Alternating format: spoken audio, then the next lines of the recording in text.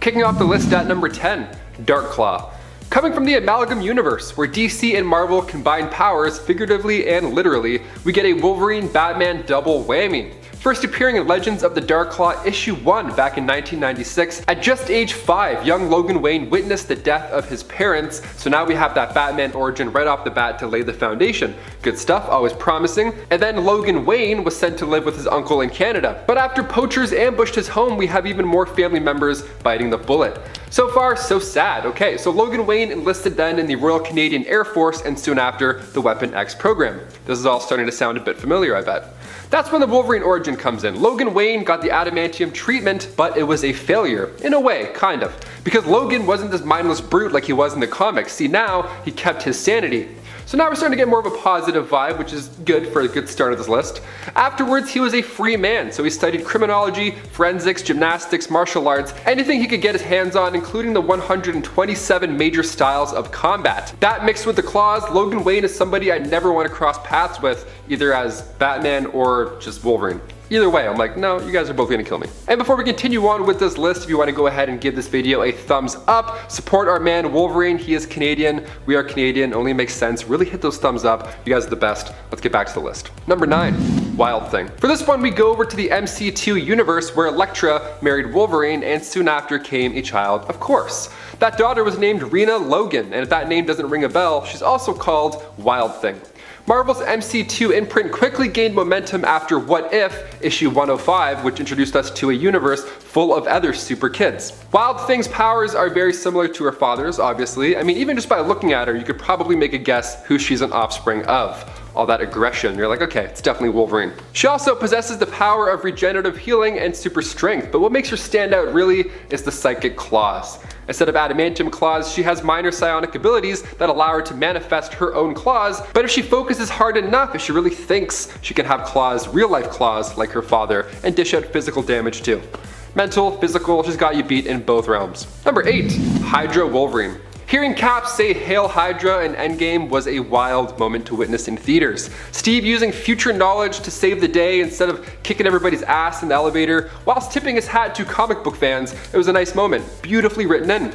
In Exiles issue 92, we get to see Logan turn sides briefly as well. In this reality, Wolverine is a Hydra agent and the Invisible Woman is Madam Hydra. And to make things even more strange, they're both lovers. Yeah, this odd couple here alongside Slaymaster left their reality after fighting the Exiles, and they tried to conquer the multiverse. Hydra Wolvie wasn't around too long, for he was actually brutally taken out by the Cat with his own claws in New Exiles issue 12. Number 7, Captain Logan. Coming from the Noir series, Earth 90214, Jim Logan was a detective. Much like our 616 Logan, his past was also troubled. His partner was his half-brother named Dog Logan, who has the brains of a bedbug and the manners of a gutter rat.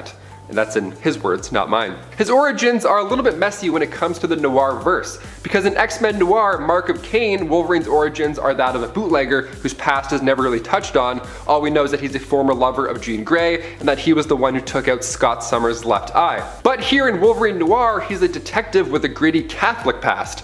Either way, the Noir versions of Wolverine is quite dark, and although his claws aren't built in this time around, he still has them as a weapon of choice.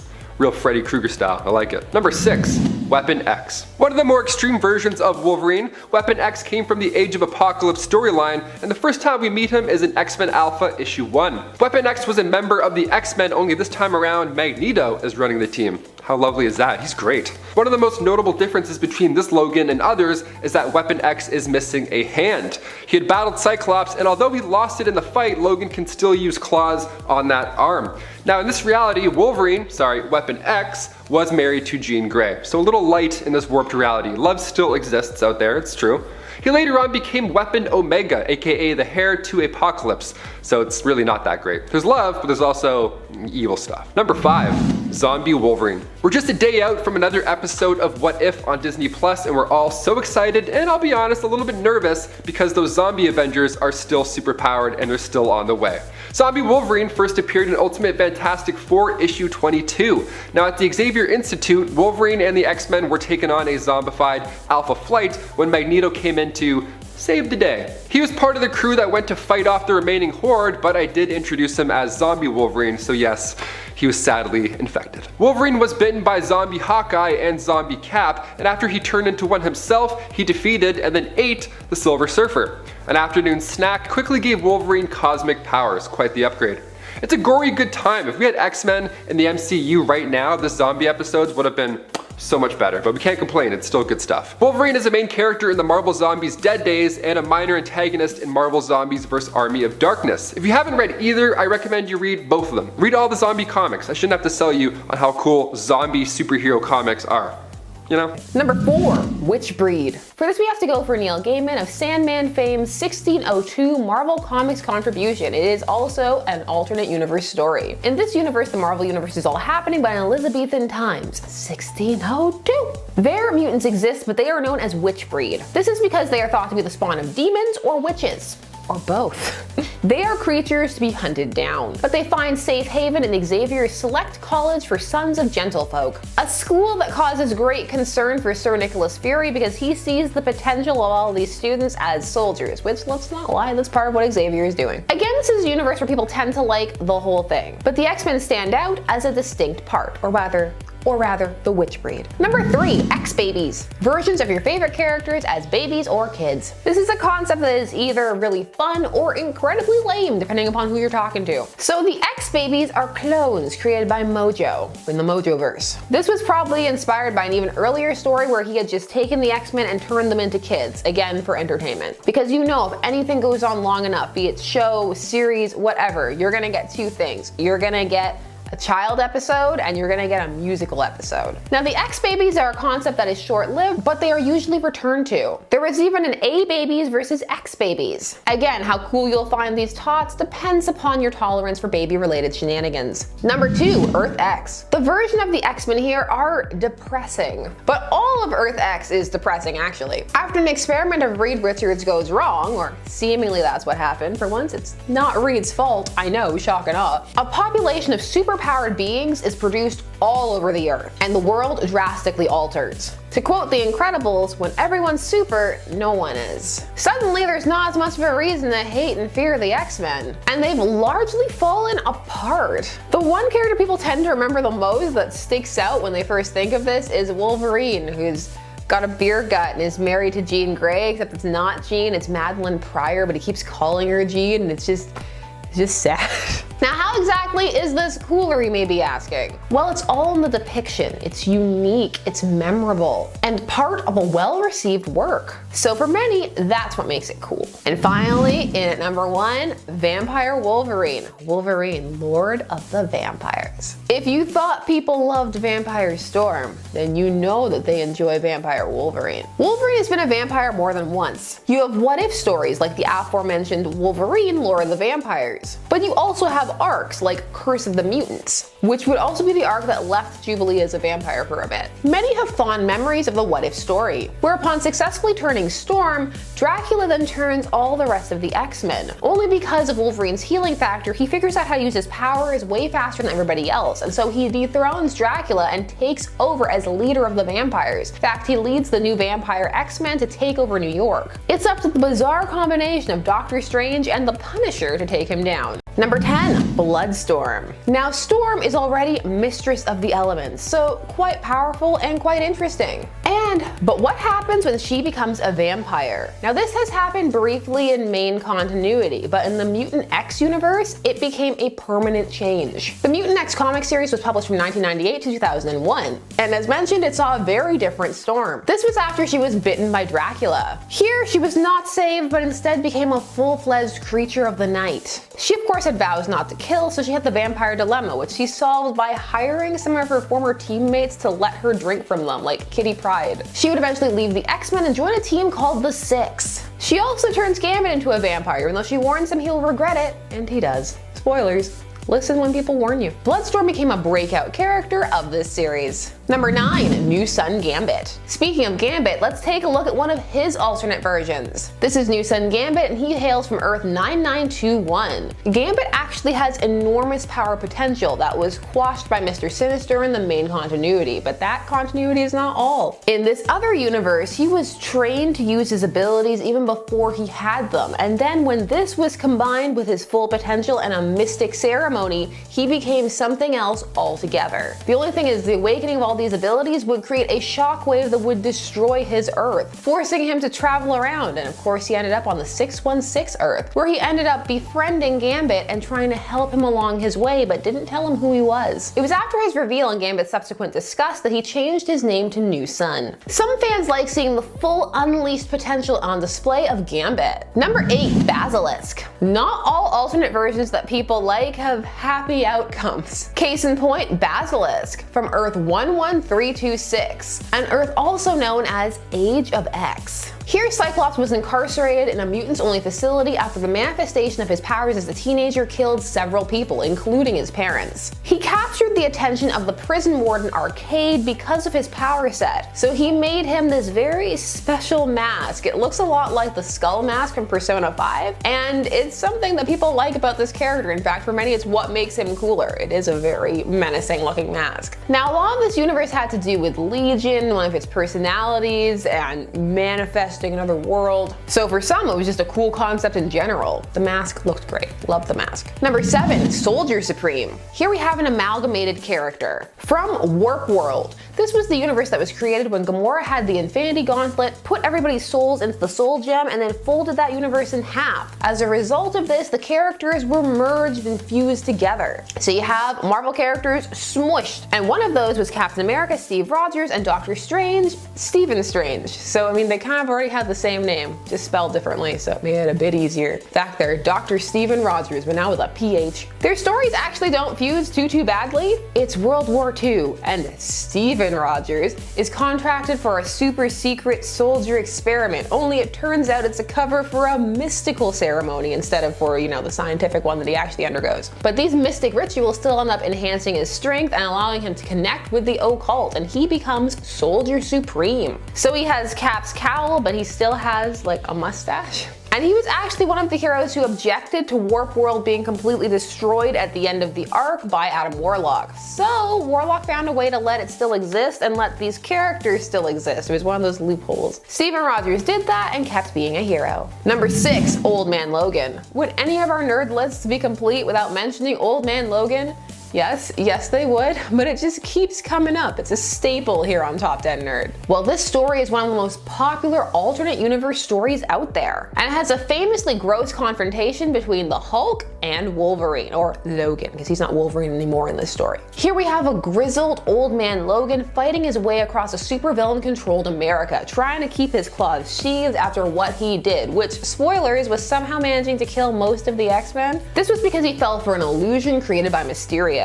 This is a must-read for many fans and a fave Wolverine story for others. Number 5, X-Apes. The X-Men are monkeys, or rather apes. This, funnily enough, spawned off of the Marvel Zombies universe and event. Basically, they're trying anything. That event was just so popular. This did not turn out to be quite the hit that was, but I mean, few things can. But this universe still has its fans. Actually, everybody in this universe are apes or monkeys or animals of some kind. So really, if you enjoy this concept, it's just the whole universe, and you have people like the Ape Avengers and Dr. Octopus. It's made for a certain type of pun-loving individual. It's a bit niche, but for some it sparks joy. Number 4, Mr. Murderhands.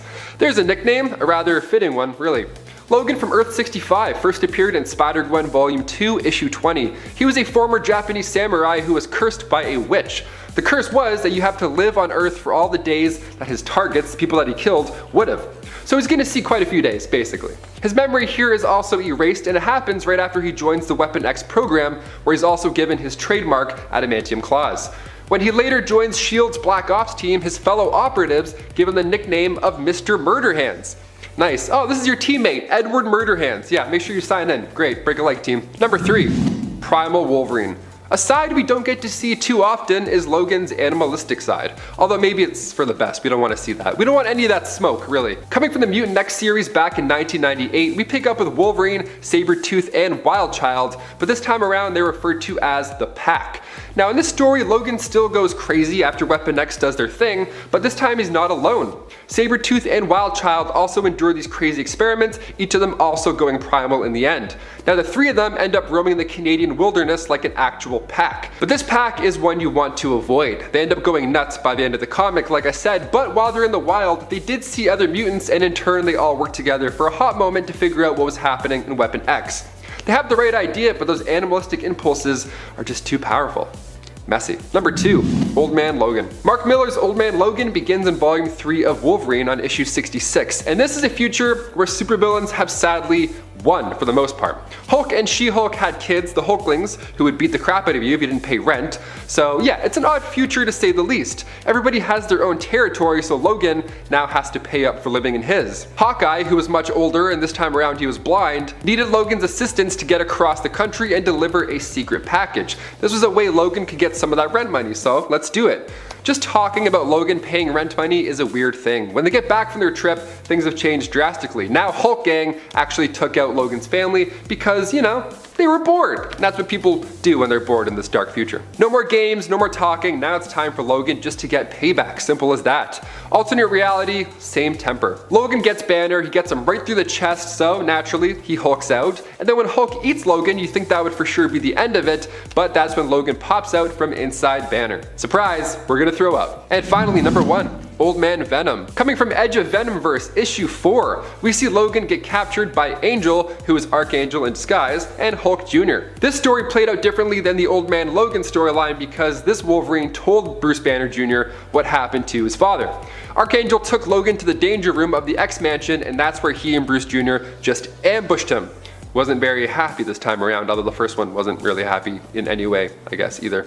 Bruce Jr. had this idea that maybe if he kills Logan, he can then use his DNA and create symbiote hybrid clones, but what ended up happening was Logan fought a Venomsaurus Rex, that same T-Rex from the original Old Man Logan storyline. The same one we see chasing Hawkeye and Logan. So he fought it, got eaten by it, and then considering the fact that Logan was eaten by the Hulk and ripped his way out, we already know that this is gonna be much better. He comes out better than ever. The symbiote ends up bonding with Logan in the T-Rex tummy, giving us a pretty exciting extreme upgrade. He rips his way through the dinosaur and subsequently rips his way through his enemies. And at number 10, Mutant X Storm. Mutant X Storm is a mutant vampire. She goes by the name Bloodstorm. Classic. After being captured by Dracula, who wanted her as one of his brides, Storm is turned into a vampire. She gets her revenge though, aiding the X-Men in defeating Dracula, although she felt it was only right for her to leave the team now that she was infected with vampirism. Vampirism?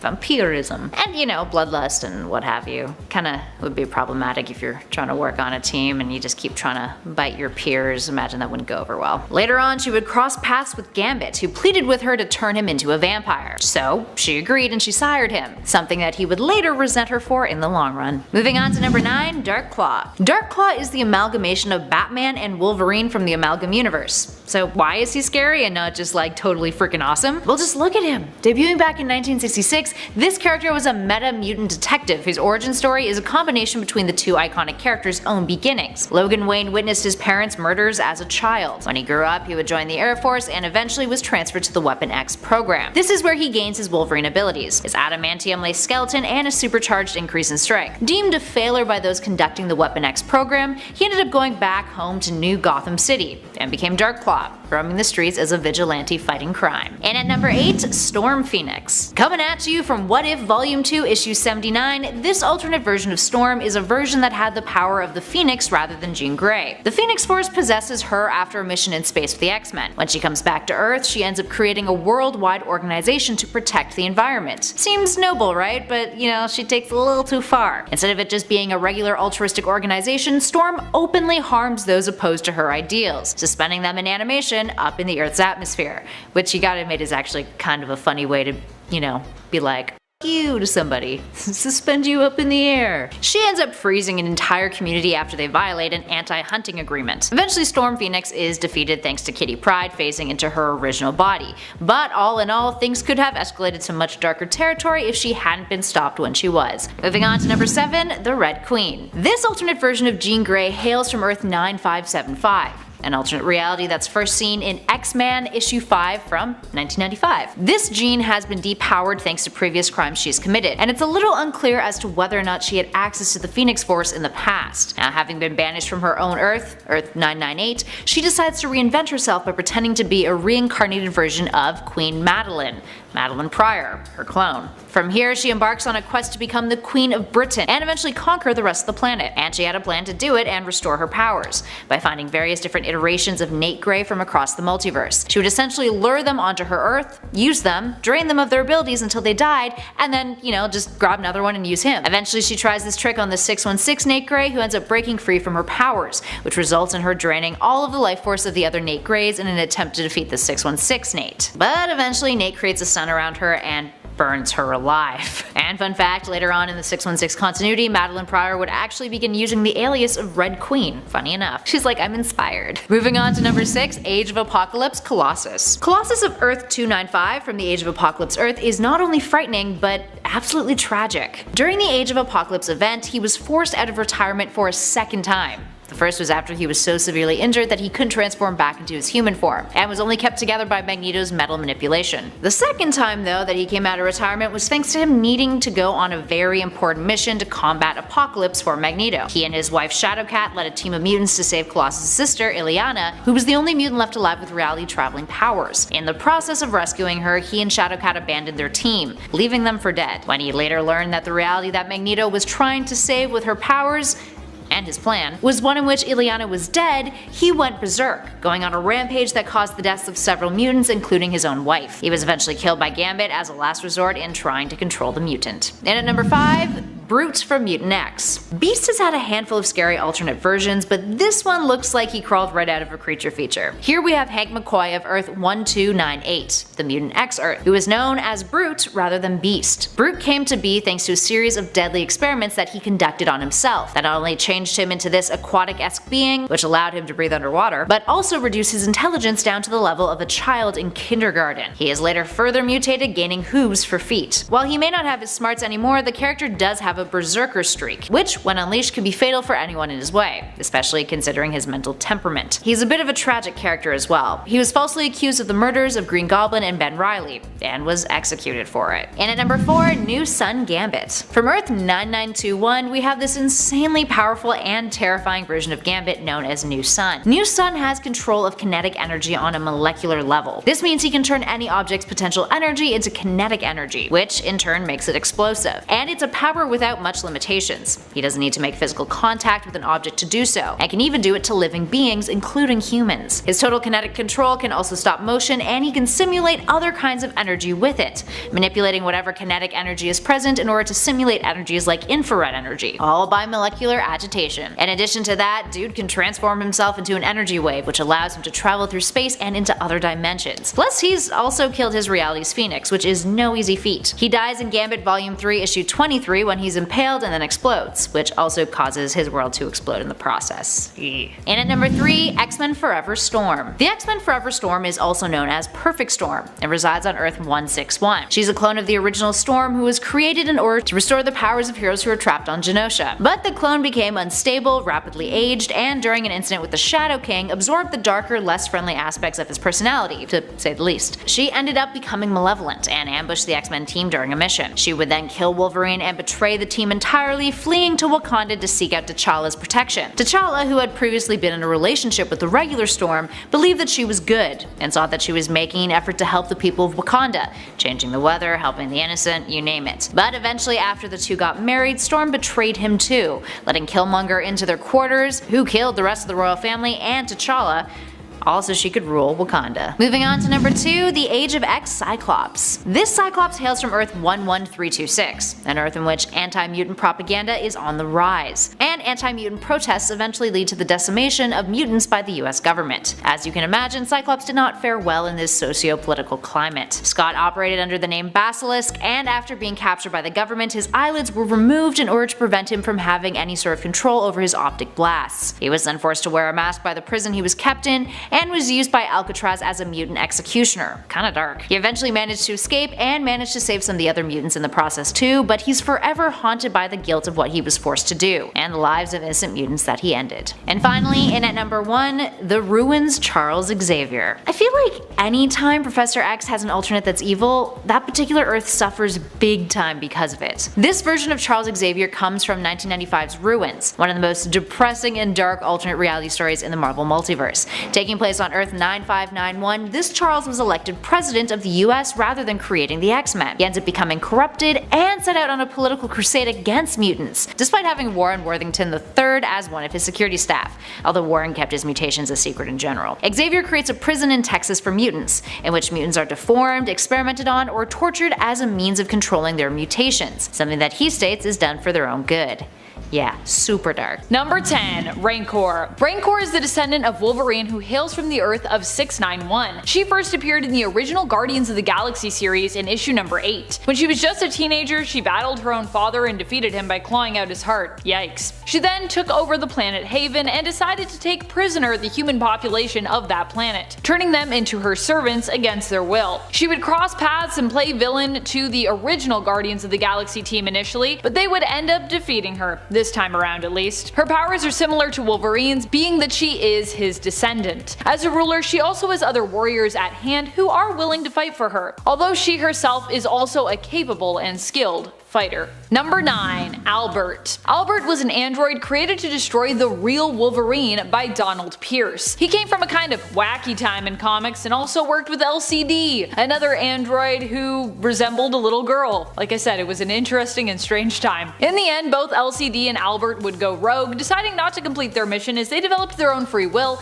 and thought and decided they didn't want to die. In killing Wolverine, they likely would have been forced to self-destruct, which they just were not into. Albert the android has powers very similar to Wolverine, though he doesn't self-heal. But hey, he's an android, so he can be rebuilt or patched up in most cases if he's harmed. He also has the fighting prowess to almost match Wolverine of 616. Almost. And also possesses a genius level intellect. Supposedly. Number 8, Wolverine Earth 811. The Wolverine of Earth 811 is interesting as it has been implied that his powers, while similar to the version of Wolverine from Earth 616, could have actually just been a result of human evolution, with him potentially being a descendant of a small group of ancestors known as the Moon Clan, who hid when the Celestials first arrived at Earth, avoiding any of their genetic experimentation. Despite these potential origins, Wolverine was still considered a mutant when the Sentinels took over, as he hails from the reality of Earth 811. And of course, Earth 811 is the reality of the Days of Future Past. He was the Wolverine to help Magneto rescue Scarlet Witch, but unfortunately she died during that attempt, and Magneto ended up paralyzed from the waist down. Wolverine would go on to join the Resistance and become a leader among them, so he not only brings with him his own abilities, but influence over the resistant forces located on his Earth in his reality.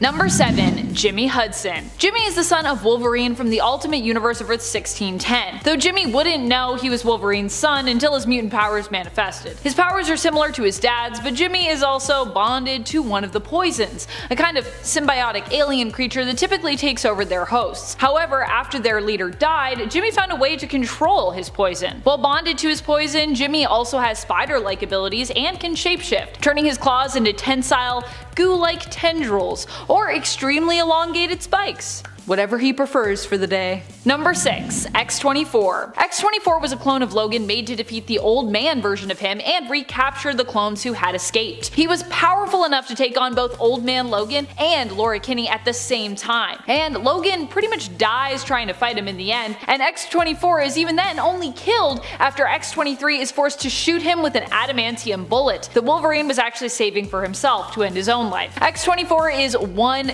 tough dude in this movie. He is a version of Logan whose rage is more tapped into and unleashed. What's more, he was engineered to be comparable to Logan in terms of his power level, but in peak physical condition. Considered to be like Wolverine, but as he was in his prime. Number 5. Gorgon. I always forget that Gorgon was also Wolverine, but him being one of Norman Osborn's dark recruits and carrying the mantle would definitely make him one of the most powerful alternate versions of Wolverine around, because Gorgon is a pretty powerful and deadly guy. Even if, as we learned during the Otherworld tournament in Ten of Swords, he isn't immune to the seduction of rock sirens. Gorgon is a masterful fighter and a powerful mutant who also has the ability to turn his opponents to stone, hence his name.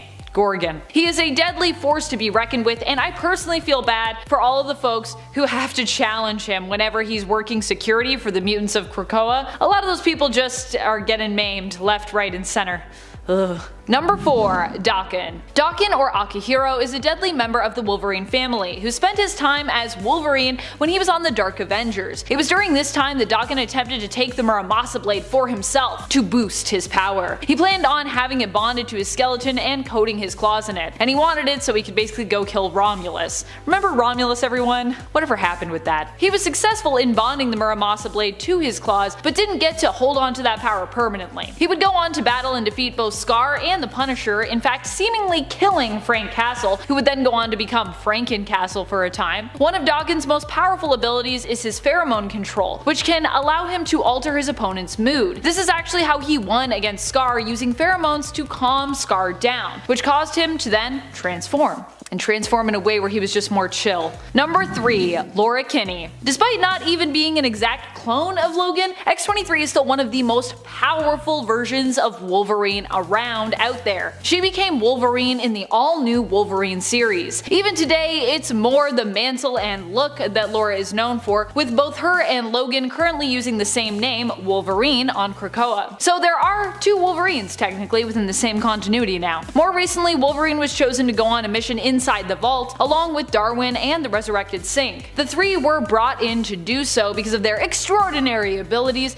and the fact that Synch could, in effect, use both of their powers himself. As we saw in issues 18 and 19 of the 2019 X-Men series, time moves differently in the vault. And in the end, the mission ended up taking, for them, hundreds of years before they actually managed to complete it and get out. But despite aging, Laura did not slow down. Even in the old woman Laura future, where her cells were beginning to break down due to her being created originally from genetic engineering, Laura still proved to be a badass, using her last bit of time alive to defeat Doom and free the people of Latveria. Basically all around, X-23 is just like the best. She's so cool. Number 2. Dark Claw. Dark Claw is a combination of Marvel's Wolverine and DC's Batman, hailing from the Amalgam Comics universe. So yeah, you know he's OP. He's not only got a powerful regenerative healing factor, but is a master fighter, martial artist, and detective who also happens to have super enhanced senses. Imagine a master detective who is also a master tracker. There is no crime or mystery that he could not solve. Dark Claw is also known for being hyper intelligent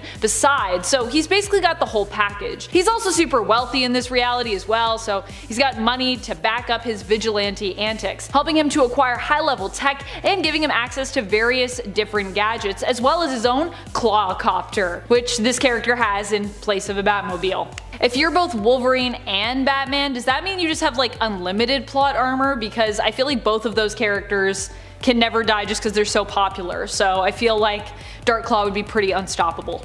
Number 1. Old Man Phoenix. Obviously, one of the most powerful versions of Wolverine around has to be the one from the alternate future of King Thor, Earth 14412. Here, Wolverine goes on to become the Phoenix after seemingly dying along with everyone else on Earth at the hands of Loki. The Phoenix, however, chose him, and because of that, he lived again and was given an unimaginable amount of cosmic power. Logan mostly used this power to fend off villains, including Ultron and Loki, and to keep the Space Stone out of Loki's hands. Many years later, as Old Man Phoenix, he would team up with King Thor to protect the Earth from Dr. Doom, after it was given new life again. Doom in this reality was also immensely powerful, and although Logan could not be killed in battle, he chose to sacrifice himself to give Thor the power to defeat Doom, imbuing his hammer Mjolnir with the Phoenix Force. However, even after seemingly giving up his life here, he would still somehow end up being resurrected. Because Phoenix. Number 10, Wolverine Earth X. No, not necessarily a dark Wolverine when it comes to tone. This Wolverine is dark because he's just kinda sad. Hailing from Earth 9997, this iteration of Logan has a pretty much identical backstory to that of his 616 counterpart, with the only difference being that Logan's ancestors were a group of pre-humans known as the Moon Clan. This means that instead of being a mutant, he is considered a pure breed human, and all of his powers are a part of his natural biology and not because of any mutations. Fast forward a couple of centuries and we see Logan get adopted by the Howlett family after their child dies, and they just kind of stumble upon him in the wild. The rest of his history seems to be the same though. Wondering why I'm saying this is a bit of a sadder Wolverine? Well, it's because he gets pretty lazy later on in his life after he finally marries Jean Grey and has kids. He lets himself go a little bit and grows a pretty impressive beer gut, and he and Jean turn into the cliche bickering married couple. Later in the story, when the Skrull attacks New York, Wolverine refuses to aid Captain America and the other heroes in fighting, and Jean is so upset with the decision and the man that he's become that she leaves Logan and never really looks back. Check out this storyline for yourself, starting with 1999's Earth X, number 0. Number 9, Darkclaw. One of the coolest looking hero mashups to come out of the Amalgam universe, in my opinion, is the hero known as Darkclaw, the combination of Batman and Wolverine named Logan Wayne. With a similar backstory to Batman, Wayne witnessed his parents' murder at a young age and was then sent off to live with his uncle in Alberta. However, that didn't last very long either because his uncle was murdered as well, and Wayne was sent to live in a home run by nuns. When he was finally old enough, he left them and enlisted in the Royal Canadian Air Force alongside a man named Creed H. Quinn, and the two of them were submitted to the Weapon X program, aka the Canadian Super Soldier program. It was there that the Wolverine half of this hero came to be, as it was here he had learned of his meta-mutant powers and had his bones fused with adamantium. Quinn, however, was not so lucky because through the course of the experiments he grew more and more insane and would eventually become the Hyena, a combination of Sabretooth and the Joker and Darkclaw's greatest enemy. Equipped with all the powers of Wolverine and the vast knowledge of Batman, Darkclaw is truly an awesome character, so check him out for yourself in his first appearance in 1996's Marvel vs. DC, Number 3. Number 8, Wolverine The End. Well, this is a Old Man Logan. We're not talking about the Old Man Logan just yet. Logan of Earth 4011 again shared the same life as the 616 counterpart with a few differences here and there. One of the most prominent being that his brother John Howlett Jr. didn't actually die, and was instead taken by the first Weapon X program because John also seemed to possess a healing factor and bone claws. However, he did eventually escape. Logan, however, was not so lucky. He was captured by the new Weapon X program a few years later and had his skeleton fused with adamantium. And from there, the rest of his history is pretty much similar to his mainstream counterpart. You know, joins the X-Men, has a bunch of kids, you know, the whole deal. Fast forward to the end of the 21st century and we get a glimpse of what it would be like if Logan didn't really have to fight anymore, and just had the opportunity to grow old and sell animal pelts in Canada. Even though he aged really slowly, you can really see that time is catching up with him. He's not as fast as he used to be, one of his claws is broken, he's developed arthritis, he's just overall doubting his abilities and knows that even though he has a healing factor, he's gonna die pretty soon. Fast forward past Victor Creed's funeral and we see Logan travel to Japan and discover that the White Ghost is none other than his brother John, and the two battle it out with John dying in Logan's arms. Give this story a read for yourself, starting with Wolverine The End, number 1. Number 7, Jim Logan. Just like how there's a Spider-Man noir out there in the multiverse, there's also a Wolverine noir as well. From Earth 90,214, Jim Logan is an interesting case because unlike the other heroes in the Marvel noir universe, he seems to have two different personas. The first is a heavily scarred bootlegger known as Captain Jim, a serious drunk who was previously entangled with the con artist known as Jean Grey. He uses a rad looking set of portable claws which he wields with some deadly force. And then in his other incarnation within the noir reality, Logan is a private detective who's tasked with a mysterious and dangerous case that opens up the floodgates to his own dark past, who also seems to wield a set of claws for self-defense, although it's never really confirmed or denied if these two characters are in fact the same, or just two completely different people. Taking place in the Bowery of New York, Wolverine Noir takes Jim Logan on a dark, twisted adventure where he confronts demons of various kinds. There's also an air of mystery to Wolverine Noir, so we don't know who's who, but actions soon make facts very clear, especially when characters like Rose O'Hara and Victor Creed enter the fold. These merciless individuals take Jim Logan on a roller coaster ride that concludes with several of his friends' deaths, and Logan having to deal with their losses. Check out Jim for yourself, starting with 2009's Wolverine Noir, number 1. Number 6, Daken. The son that Wolverine never knew he had, Akihiro, better known as Daken, had a pretty dark life right from the get-go. His mother, Itsu, was gunned down by the Winter Soldier in an attempt to draw out her husband, Wolverine, which is a pretty terrible thing on its own, but to make matters worse, she was pregnant with Daken at the time as well. Wolverine didn't know this at all, but thankfully the baby inherited his healing factors and a lot of his other powers, which kept it alive long enough for it to be extracted from the mother's womb. Raised with a hatred of his own father from then on, who he believed was responsible for his mother's death, Daken set out to get his vengeance. Cocky and reckless, Daken has powers pretty much identical to that of his father, the only real differences being the orientation of his claws since one comes out of his wrist, and that he also has the ability to manipulate people to do his bidding via pheromones. Daken's quest for revenge has seen him adopt the alias of Dark Wolverine as part of Norman Osborn's Dark Avengers and even in the Dark X-Men. All in all, Wolverine has fathered many bastards over the years, but the only one that could really give him a run for his money is Daken himself. There's a whole lot to this character's story, so check him out for yourself, starting with his first appearance in 2006's Wolverine Origins, number 5. Number 5, Phoenix Force Wolverine. Man, if there is one thing that Marvel enjoys more than making Wolverine old, it is granting someone the power of the Phoenix Force. Now with that in mind, it was only a matter of time before we'd run into an old, Phoenix Force wielding Logan at the heart of the universe. Logan of Earth 14,412 mirrors his mainstream counterpart's history up to the point where King Loki completely wiped out humankind to make his brother Thor suffer. Logan ended up dying but was chosen as the new host of the Phoenix Force, and he began traveling the universe wiping out celestial bodies to aid the universe as it met its slow death due to entropy. After encountering a future Loki, Logan was convinced to go back in time to prevent Loki from ever gathering the Infinity Stones, which he gladly did because it gave Logan the opportunity to see his long dead friends just one last time. After Wolverine returns to the future, he comes in contact with an old friend, Thor, and much to Thor's surprise, Logan attacks him pretty much right on sight. The two battle it out before eventually putting aside their differences to team up and take down a much bigger threat: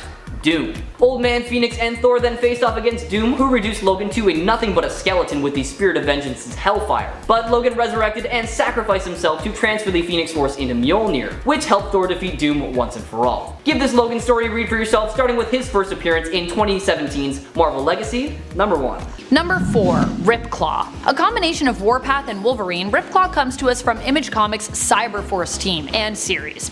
His origin story resembles a horror story and echoes some of Wolverine's origins, which, let's be honest, all of Wolverine's origin story are pretty much terrifying in and of themselves. Namely, when Ripclaw's mystical Apache powers garnered him some attention from the Cyberdata Corporation, they used him to do their bidding as their agent, after brainwashing him and giving him cybernetic enhancements. Ripclaw is also a member of the Native American Apache tribe, like X-Men's Warpath, and oddly enough, also like our number 7, Sarah Rainmaker. He was granted mystic abilities by the spirits of his ancestors to take on animal-like abilities.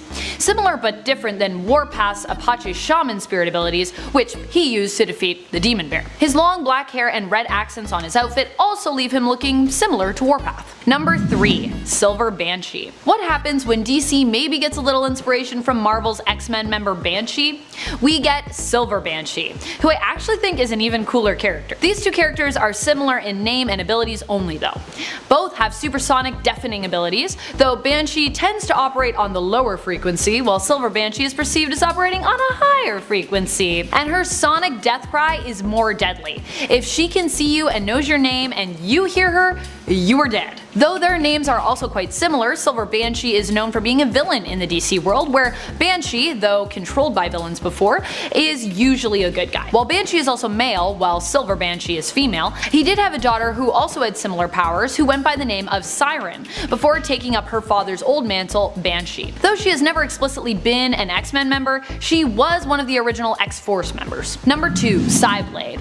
Also coming to us from the Cyberforce crew, we have Sideblade, who looks very similar to X-Men's Psylocke. Although Sideblade's powers are described as being electromagnetic, while Psylocke's are described as being telekinetic, the fact remains that both can use their powers to create weapons, with which they use to fight.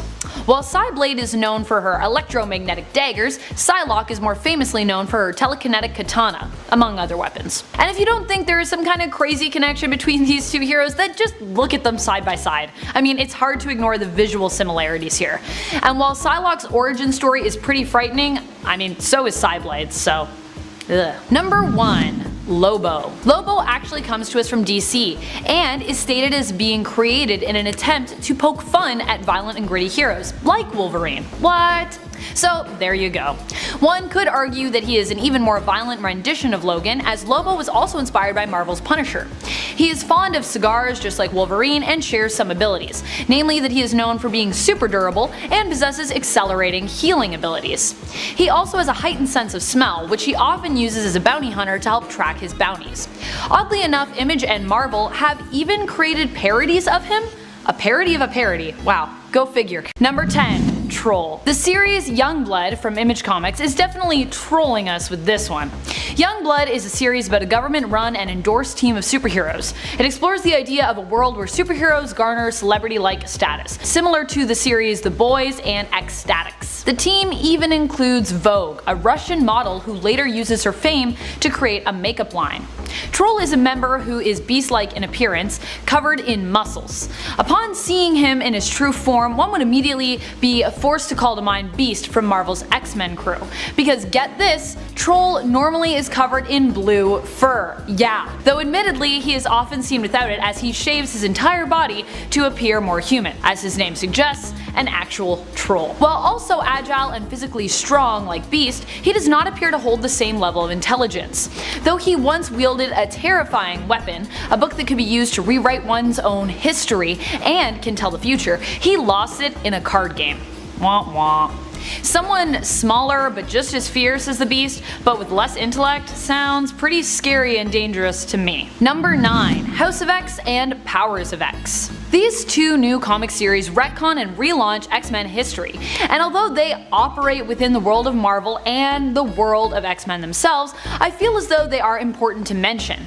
When we talk about comics inspiring people, it is important that we also recognize some of those who were inspired are fortunate enough to do the writing and illustration within the realm of the world that inspired them. How cool is that? When we turn to these new Marvel series, we see at the writing helm Jonathan Hickman, who has brought us a much more daring story when it comes to the familiar motley crew that is the mutant heroes. In fact, he has even reintroduced some heroes that we may have forgotten. The time in which mutants fight for their rights, freedoms, and even for isolation on Krakoa is painted as much more desperate and bleak. Part of this is the beautiful artwork and colors created in combination by R.B. Silva, Pepe Larraz, and Marta Gracia. The writing builds up the high stakes, and if you want to feel that tension and see how ruthless these mutants can get, check out House of X's issue number 2. Number 8.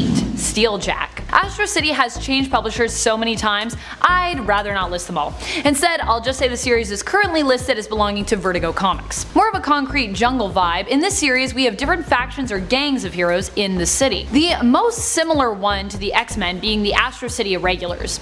Among the characters of the series we find Steeljack, a wannabe superhero who acquired the power of metal skin. Sound familiar? Steeljack is like a permanent metal version of Colossus.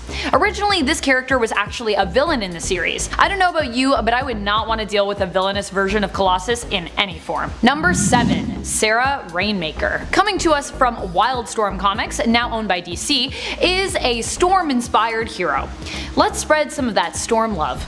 In the Gen 13 series, Sarah Rainmaker is introduced as one of a group of Gen active teens, think mutants, who are invited to participate in government testing. The group is kept in a prison-like testing facility before they escape. Sounds like some creepy X-Men gone wrong scenario where they get successfully rounded up by the government. Sarah Rainmaker's abilities allow her to control weather, only so far as air and water, though she can also fly and create lightning. So we're looking at a character who isn't quite on Storm's power level, but definitely has similar abilities. Other interesting facts are that Sarah Rainmaker identifies as a lesbian, and that her character was originally introduced as a member of the Native American Apache tribe. Number 6. Alison Hargreaves. Coming to us from Dark Horse's Umbrella Academy comic series, which now also has a Netflix show, we have Alison Hargreaves, also known as the Rumor. This story is definitely a much stranger and darker one than X-Men, in terms of the moods and vibes, and was written and created by Gerard Way, lead singer of My Chemical Romance. This connection is a little more loose than some of the others, especially if we are looking for a huge correlation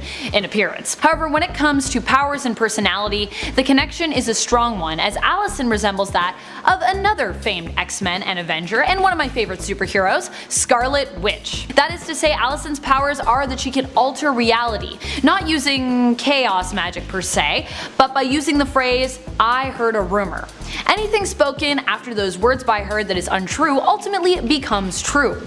Scarlet Witch has also famously spoken aloud some of her changes to reality, only to have them come true, though her wishes are not as connected to the need to speak as Alison's are. Beyond that, Alison is also prone to fits of hysteria and emotional outbursts, echoing that of Wanda's struggle with her emotions and her mental health. Number 5. Toyo Harada. One could compare Toyo Harada of Valiant Comics' Hellbringer series to Professor Charles Xavier, save that he is evil.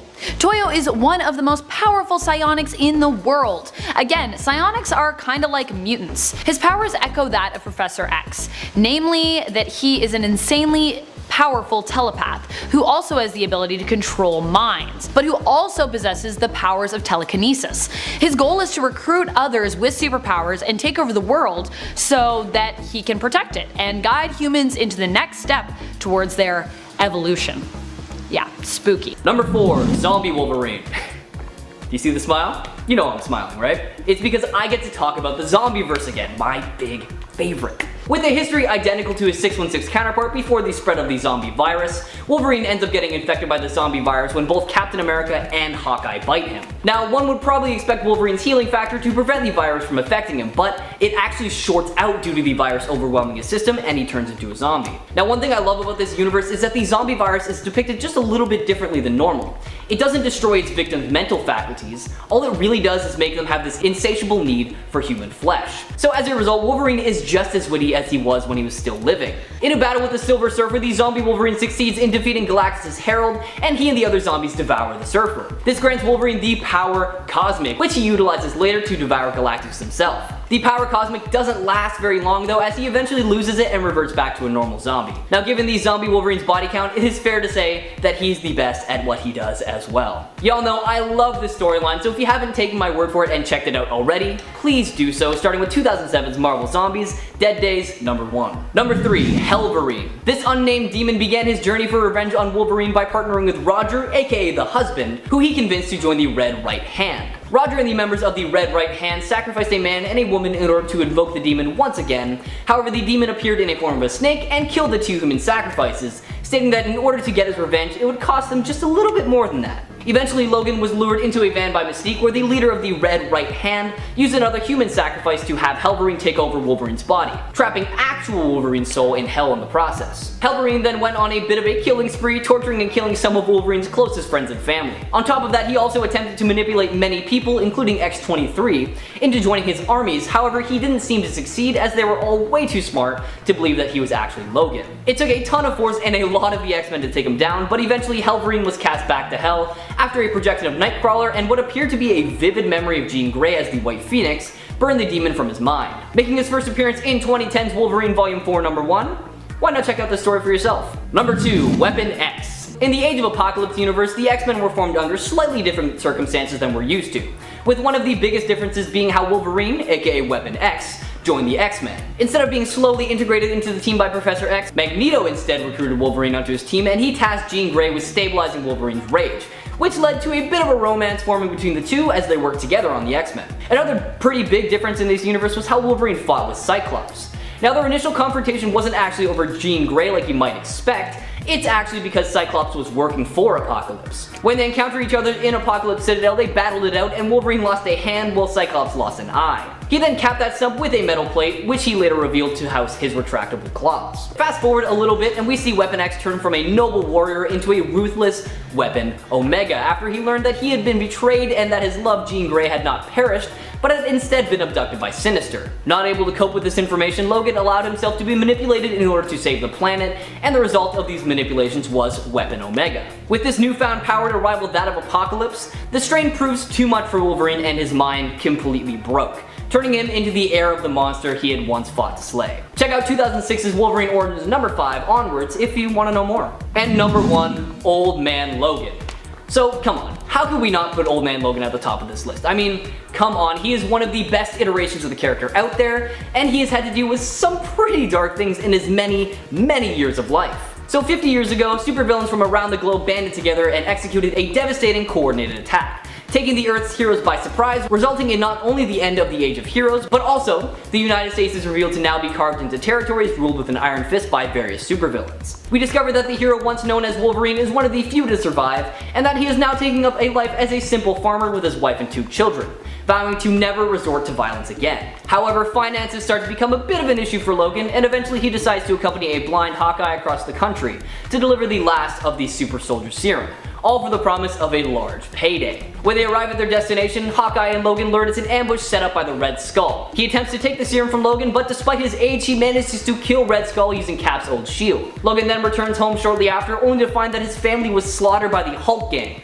and in a massive rage, he murders the entire Hulk gang, leaving only Bruce Banner Jr. alive. And at number 10, Angel of Earth 311. This version of Angel, known as Werner, appears on Earth 311, the Marvel 1602 universe in which all of the Marvel characters exist in the year 1602. Mutants are referred to as witch breed, and the Catholic Church considers them to be devil worshippers hunting them down. Generally, if a witch breed could pass as a human, the Inquisitor Enrique, the alternate of Magneto on this Earth, would let them survive, with the intention of having them join his Brotherhood of those who will inherit the Earth. That is actually the name of his brotherhood. Werner had special garments that his mother had made him that hid his wings, but eventually he was found out and fled. The Inquisition, though, threatened that if he did not return, they would kill his mother. So he obeyed, yet they killed her anyway. He was tied up in chains, set to be burned at the stake. That's where the frightful part of his story ends, luckily, with him eventually being rescued and saved from death by the equivalents of Jean Grey, Cyclops, and Iceman. Speaking of Cyclops, though, in at number 9, Cyclops of Earth 200524. This version of Cyclops is gross rather than scary. Hailing from Earth 200524 from the comics, this Cyclops has an eye infection, and the results ain't pretty to say the least. That's pretty much his whole shtick. The comics are parody comics. Like what, but like what? They're parody comics, written in a similar vein as the What If stories, except with a much more comedic spin. Earth 200524 appears in the very first issue of Volume 1 of What, and features the likes of stories titled What If the Avengers All Had Beards? What if DC let us do Batman Daredevil as a crossover? And what if Black Panther were actually white? Yeah, I think you guys probably get the vibe of what they were going for. Moving on to number 8, Robert Drake of Earth 51518. This version of Bobby Iceman Drake comes from the remnants of the Age of Apocalypse reality, remnants which were salvaged by God Emperor Doom and made into a part of his battle world. It's referred to as the domain of Apocalypse. Now, Iceman has a gruesome reality. Appearing in Old Man Logan issue 2 back in 2015, this Iceman encountered one of Apocalypse's horsemen, Sabretooth, in the Savage Land, and then was seemingly killed by another horseman, Holocaust, who erupted into atomic fire which engulfed the land and Robert. While his teammates were dead, it was revealed that poor Bobby Drake survived, having become a form of pure moisture, which would then evaporate and reconsolidate into a rainstorm that then poured over the X-Men as they fought Apocalypse. Talk about a jarring existence. He's also a much cruder looking version of the character than we're normally used to. And at 7, Ruins Kitty Pryde. Ruins is one of the most depressing series in the Marvel multiverse. It's tragic as hell, and most of our favorite characters have suffered from terrible fates in this timeline. Ruins takes place on Earth 9591, a place in which all mutants had horrible side effects with their powers. We actually mentioned the version of Professor X on our last part. He became the US president who would then hold mutants in a Texan prison, ordering for them to be experimented on and disfigured for their own good. Kitty Pryde is one of those mutants. She's imprisoned and, in an attempt to escape, uses her phasing powers, but that does not go as planned. Instead, when she's phasing, she gets stuck halfway through a door, causing her to lose 3 feet of her intestines in the process. We never see her die on panel, but it's assumed that, losing a whole 3 out of the 20 feet of intestines that one has inside their body surely wouldn't have the greatest of side effects. There's some science facts for you. We have 20 feet of intestines inside of our bodies. And at number 6, Hellverine. Hellverine is actually a character who appears on Earth 616. He comes to be after Wolverine's soul was dragged to hell and an unnamed demon decides to take over his body. His whole mission is to ruin everything Wolverine likes in his life, including people. Hellverine starts his crusade by going after a pastor that Wolverine had just met prior, covering the pastor's body with insects and stabbing him through the chest, then going over to his church, spraying acid all over it and burning it to the ground while the congregation was inside. Yeah, dark, huh? Luckily, he doesn't get very far when he encounters X-23, who manages to defeat him. Despite that, Hellverine goes after the X-Men and almost murders Colossus. He's captured by Mystique, and a ritual is performed to bring Wolverine's soul back to his body. Once Wolverine has returned, he and Hellverine duke it out inside of his body, and eventually Jean Grey is able to force the demon out and back to hell. And at 5, Ultimates Nightcrawler. The Ultimates universe, aka Earth 1610, is filled with a whole lot of fascinating but often meaner versions of beloved Marvel characters. Nightcrawler Kurt Wagner definitely falls into that category. Kurt grew up in the Bavarian mountains but was kidnapped for the Weapon X program in his early formative years. He was forced into becoming a mutant agent for them. Once free of the program, he joined up with the X-Men and was generally well liked until, well, Pete turned out to be a total dick. After he befriended Colossus, the metal mutant came out to him telling Kurt that he was gay. Turns out the Ultimates version of Kurt is a bit of a homophobe and was disgusted by Colossus, telling him that he was dead to him. He eventually grew very lonely and then kidnapped his crush, Dazzler, who at the time was dating Angel, all as a scheme to manipulate her to love him instead. The X-Men had to go after him to rescue Dazzler, and Xavier had to put Kurt into a coma in order to rehabilitate him. And at number 4, The Fallen from Earth 1298. We've got another alternative Warren Worthington III on our list, this time from the Mutant X reality. Now on this Earth, Warren has a very different transformation into one of Apocalypse's horsemen. Rather than being Archangel, he became something referred to as the Fallen. No longer did he have his angelic wings. Instead, his skin became incredibly pale and his wings became bat-like, and he was able to breathe fire. Warren, thanks to this transformation, becomes completely conflicted, eventually giving into all of his dark urges, turning against his allies and becoming completely cruel and merciless. It even got to the point that no one trusted him anymore, friend or foe. Moving on to number 3, Charles Xavier from Earth 20329. This Xavier comes from an Earth that's referred to as the steampunk god world, in which the world is ruled by mutant gods. Which seems pretty neat, until this Charles Xavier comes along and he's totally evil and then takes mental control over all of the mutant gods. Xavier was unsatisfied with the gods who ruled over them, so he began to manipulate Storm. He made the gods slaughter millions of innocent people and cause natural disasters like droughts, which made the people of Earth rise up and fight against them, including the version of this Earth's Magneto named Magnus. Together, Xavier and Magnus created the secret island of Utopia, a haven of science and technology for mortals. At some point he reveals the truth, freeing the gods from his control, but later would be killed by Magnus because of it. And at number 2, Nazi X-Men. Here we have an Earth, Earth 597, in which the X-Men are Nazis, all thanks to the Nazis winning World War II. They subsequently took over the world. The X-Men here are called the Reichmen, and consist of Banshee, Storm, Havoc, Psylocke, and Rogue. It is an Earth that appears in Excalibur Weird War 3, Volume 1, Issue 1 from 1990, where the Nazi universe begins to slip into the 616 universe. The Excalibur team end up having to fight against them, along with Herr Xavier, a German version of Professor X who resembles Joseph Mengele, one of the real-life Nazi scientists who was known for his cruel experiments on Jewish prisoners in Holocaust camps. Xavier creates mutants through horrible genetic experiments, including the Reichmen, so fits the bill. And finally, in at number 1, Sublime Beast. This version of Hank McCoy comes from Earth 15104, and he's a drug addict, among other things. From the mind of Grant Morrison, this alternate reality is from the writer's Here Comes Tomorrow story arc, in which we get to see a glimpse of a future timeline version of the X-Men. It's a post-apocalyptic world in which Scott Summers has abandoned his role as the leader of the X-Men, leaving Hank to take over, who ends up creating an army of cloned Nightcrawlers in order to take over the world. Hank's having some major trouble keeping things together, and he became incredibly stressed out, so he starts using a drug for mutants called Kick. Being vulnerable, he becomes the new host for Sublime and wages a war against humanity. That's where the Nightcrawler clones come in. They're called the Crawlers. And in the process, he ends up completely destroying the Xavier Institute. 150 years later, he's still at it, wanting to completely wipe out other species that were not mutants. He manages to find the Phoenix Egg and resurrects Jean Grey, aka Phoenix, who, seeing him as Beast rather than Sublime, acts as his minion, exterminating races in his name. He takes some of her DNA and duplicates her powers for himself, which then prompts Jean to remember who she is and purge Sublime from Hank's body. In at number 10, Marvel Mangaverse. The Marvel Mangaverse is incredibly cool. Set on Earth 2301, it came to be when the Light Giver, a living energy force, created sentient life in the universe. Now in this reality, things for mutants and the X-Men are a tad different. Rather than Charles Xavier being responsible for forming the X-Men, Logan is. His claws are different too. He's got one set of claws on his left hand shaped like katanas and presumably made of adamantium, while on his right hand the claws are made of red energy, similar to Cyclops' optic beams. They kind of look like lightsabers. Many have noticed that aesthetically his outfit looks a whole lot like Vegeta's from Dragon Ball Z, which some believe may be an homage to the character considering this is, in fact, the Mangaverse. Anyway, it's hinted too that the reason why one of Wolverine's claws is made of energy is because Cyclops, his brother in this reality, cost him his right hand, and he cost Cyclops one of his eyes. Moving on to number 9, Earth 92131. So this one might really hit that whole subjective nail right on the head. Anyone who grew up in the 90s though might fully agree that this version of Wolverine from Earth 92131, the X-Men animated series, should definitely be on this list. Now, to many X-Men fans, this was their introduction to the world of mutants, and in some cases to Marvel. Voiced by Cathal J. Dodd, this Wolverine has become absolutely iconic, from his costume to his gruff, raspy voice. And this iteration of Logan was one of the most impactful depictions of the character, having largely influenced the character for years to come. Plus that theme music, how could you not love it? In at number 8, Marvel Noir. Marvel Noir is a gritty universe set in the 1930s on Earth 90214. Note that there are 2 alternates of Wolverine in the Marvel Noir universe, thanks to a continuity error that's never actually been revised. We're going to talk about both though, who are kind of one and the same but also different. Yeah. In X-Men Noir, Mark of Cain, Wolverine is a bootlegger with a mysterious past who gets involved with Jean Grey, a manipulative grifter. He scratched out and scarred Cyclops' left eye, and he spends most of his time drunk.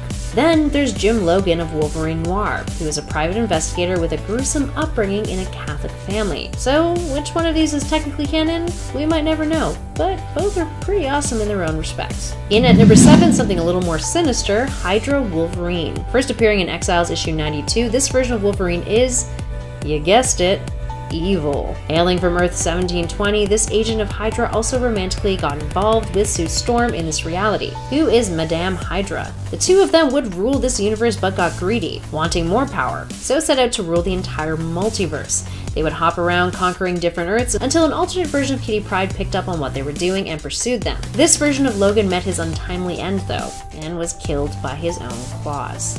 Ouch. In at 6, Ultimate Wolverine. From the 1610 universe, James Lucky Jim Howlett has the same abilities as his 616 counterpart, and initially, rather than joining up wholeheartedly with the X-Men, he actually followed Magneto. He worked as a double agent with the intention of killing Charles Xavier. But then, he fell in love with Jean Grey, which caused him to switch sides and rebel against Magneto. He is a darker, more cynical, and violent version of Logan, much more morally ambiguous than his 616 counterpart, kinda like the other alternates in the 1610 Ultimate Universe.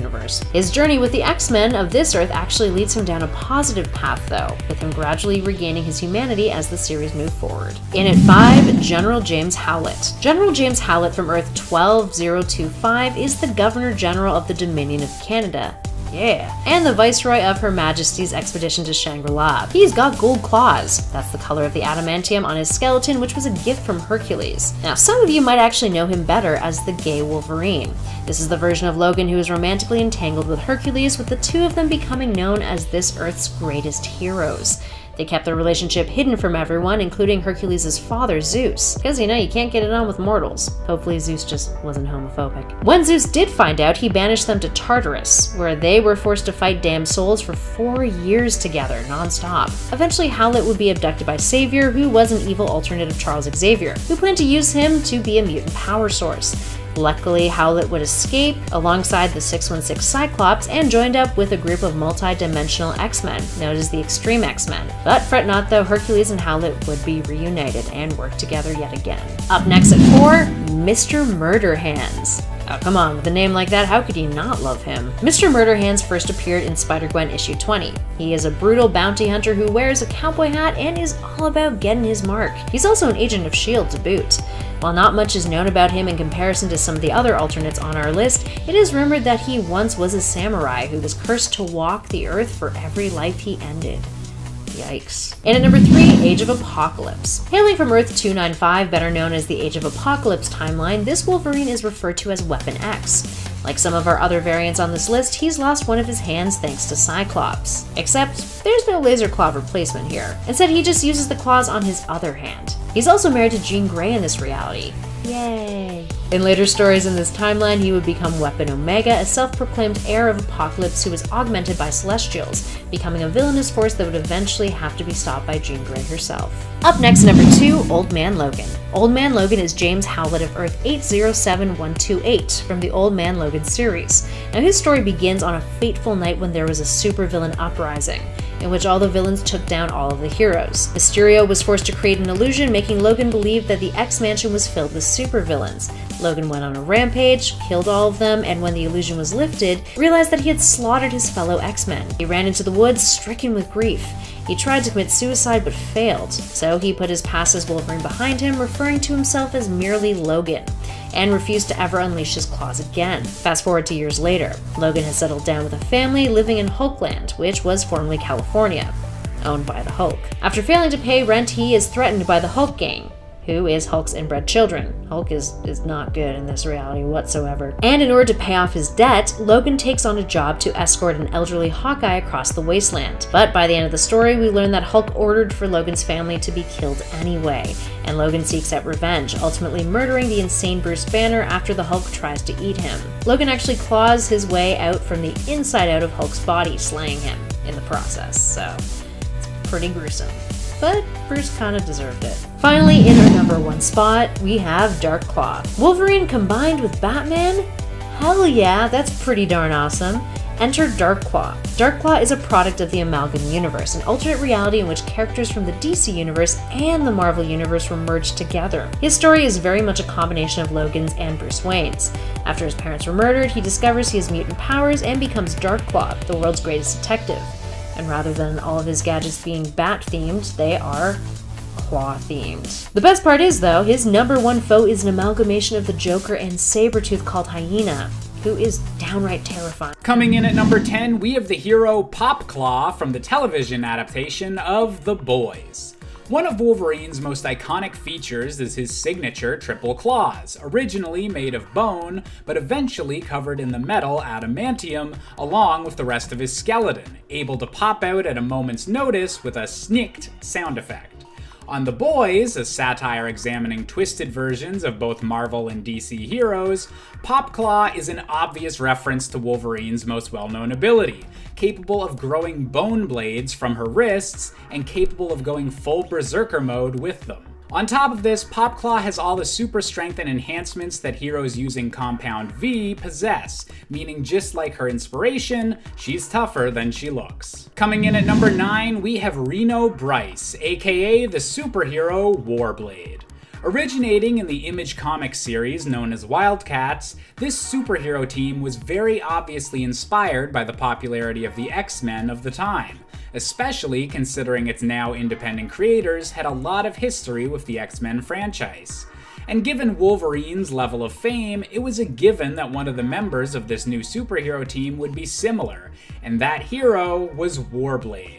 Armed with liquid metal armor that he frequently used to create Wolverine-like claws as the result of having his body tampered with by the cyber data company, Warblade was every 90s superhero turned up to 11, creating a violent and green-haired metallic killer that even Wolverine might ask to tone it down a notch. Coming in at number 8, we have Clayton Cortez, aka Weapon H.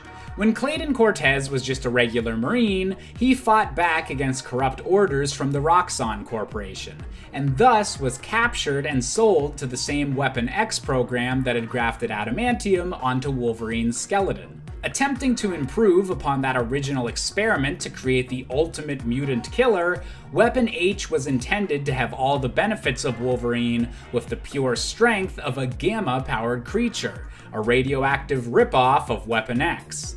Eventually escaping from his confinement and still possessing enough of his memory to avoid becoming a monster, Weapon H continued to use his gamma and adamantium-infused strength to fight back against the Roxxon Corporation and their creations, becoming yet another anti-hero in the Marvel Universe with a penchant for stabbing people with their claws. Coming in at number 7, we've got a bit of a detour to the land of video games with Slash Man from the Super Nintendo classic Mega Man 7.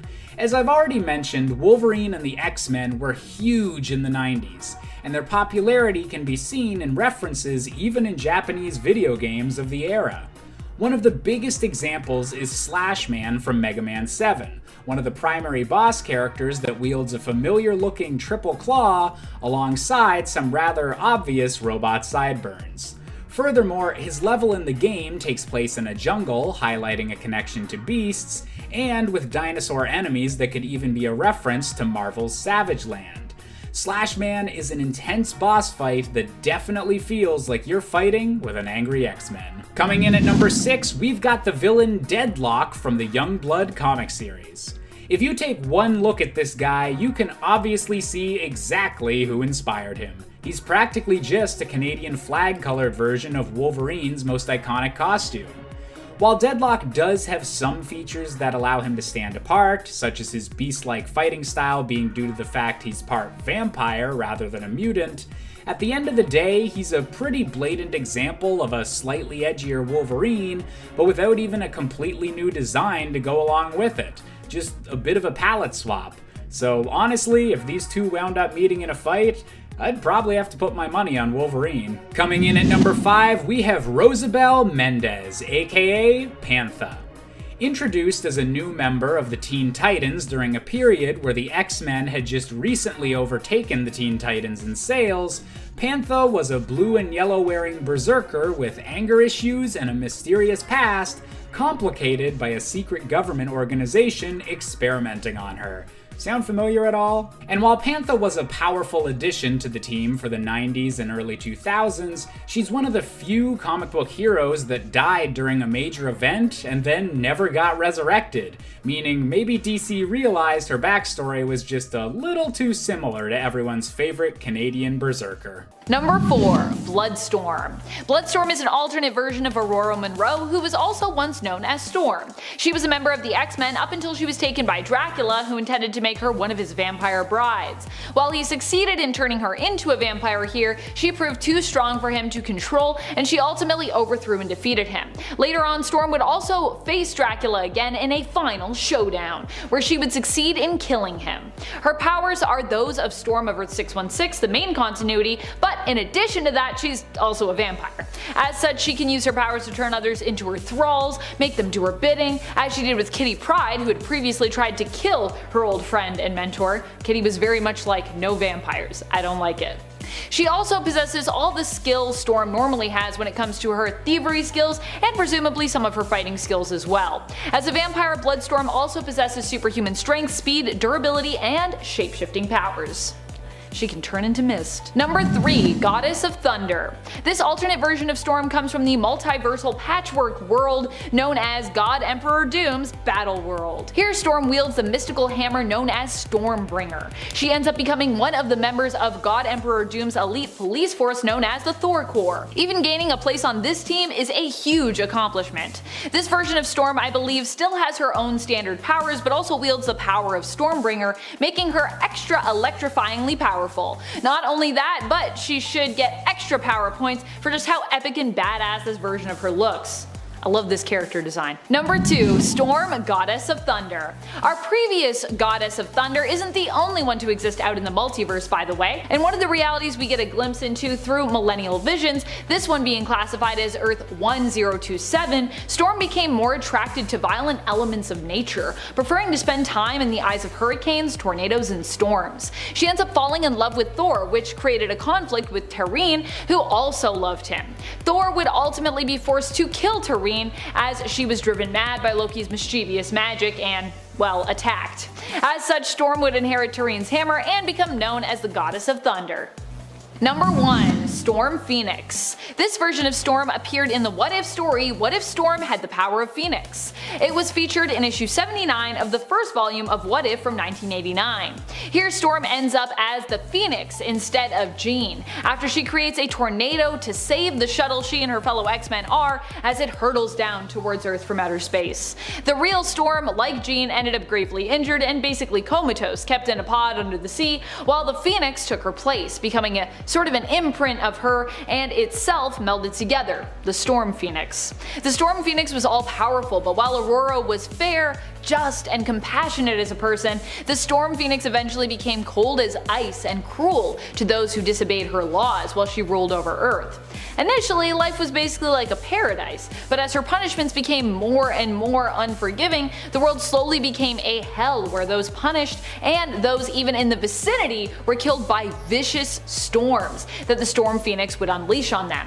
Eventually, Storm Phoenix would be defeated. While it's vague how this happened, it is implied that multiple warheads had to be deployed to blow her up, or at the very least just to scare her off. So she is gone, but also it took a lot. because Storm Phoenix. Number 10, Ultimate Storm. While Storm is considered an Omega level mutant and is also the queen of mutant Mars currently in the Ultimate Universe, she isn't quite as powerful. Here Storm still has her weather manipulation mutant powers, but she also doesn't seem to have immunity to them, and they aren't quite as powerful as her 616 version. Now I put mutant in quotes there because the mutants really aren't quite the same in terms of their origin in comparison to her 616, so I'm not sure if we even really consider them mutants following the revelation that they were created as a result of Super Soldier Serum, basically experimentation runoff. Storm in the Ultimate Universe of Earth 1610 can use her powers to influence the weather by commanding meteorological energy patterns. However, this doesn't mean that she herself is immune to their effects. She can potentially electrocute herself, catch fire, or even catch a cold just from being out in the rain too long, which aren't really symptoms that 616 Storm seems to be vulnerable to. She is still, however, a skilled and agile thief in this universe. Number 9, Queen of Asgard. Storm and Thor have always been a fan favorite ship for many comic book readers and lovers of the Marvel Universe. Why? Well, because they both have weather-based powers, and a lot of people see the God of Thunder as the perfect match for Aurora, goddess and commander of lightning. Though, I do think they both also have thunder and lightning powers themselves individually. A lot of people are like, Thor is like thunder, Storm is lightning. I'm pretty sure they can do both of those things. Still, these two have been shipped for a while, but we haven't gotten a ton of payoff when it comes to prominent alternate realities where they end up together. Enter Thunderstorm. Thunderstorm of course never made it onto the comic book page, but was a character in development that creators Saladin Ahmed and Javier Rodriguez had hoped would get to show up in their Exiles run from 2018. Alas, the story never got on long enough for Thunderstorm to be introduced, which is the only reason this version of Storm, Thunderstorm's would-be mother who ended up as a ruler of Asgard and took Thor for her consort, is ranked so low on this list. She and her daughter never really got to exist, but the concept for Thunderstorm and her family is so awesome I just needed to talk about it. And technically the concept still exists in the world, so we could see Thunderstorm and we could see her mom at some point somewhere in the multiverse. It was an idea that was written down, and the concept art for it is beautiful. I love this design for Thunderstorm. And friends, before we move on to this next spot, if you are loving this list and you want more Storm lists, goodness knows I want to give you more Storm lists. Also, like, there's just not a lot of Storm content in the world of the internet, and there needs to be more of it for how much we love her. Be sure to let us know you want more of it by giving this video a thumbs up. Also comment below and tell me about how much you love Storm. Number 8, Storm, War to Come. It's the final countdown for this version of Storm. Here in the Millennial Visions short story X-Men War to Come, which apparently takes place on the alternate Earth of 1033, Storm is one of the final remaining X-Men who must fight against an all-powerful Magneto, currently in Rogue's body. This all happened after Magneto learned he only had a few months to live. This prompted him to attack, creating an all-out battle that would decide the future of mutant kind. Storm was gravely injured in that fight but survived. Storm's pain, however, was what inspired Rogue to give it her all in defeating Magneto. She absorbed his powers but also much of his mind and memories. As powerful as Magneto's consciousness was, he was able to overtake Rogue's body. Only Storm, Wolverine, and Nightcrawler remain on this Earth to stop him during a final stand in the Savage Lands.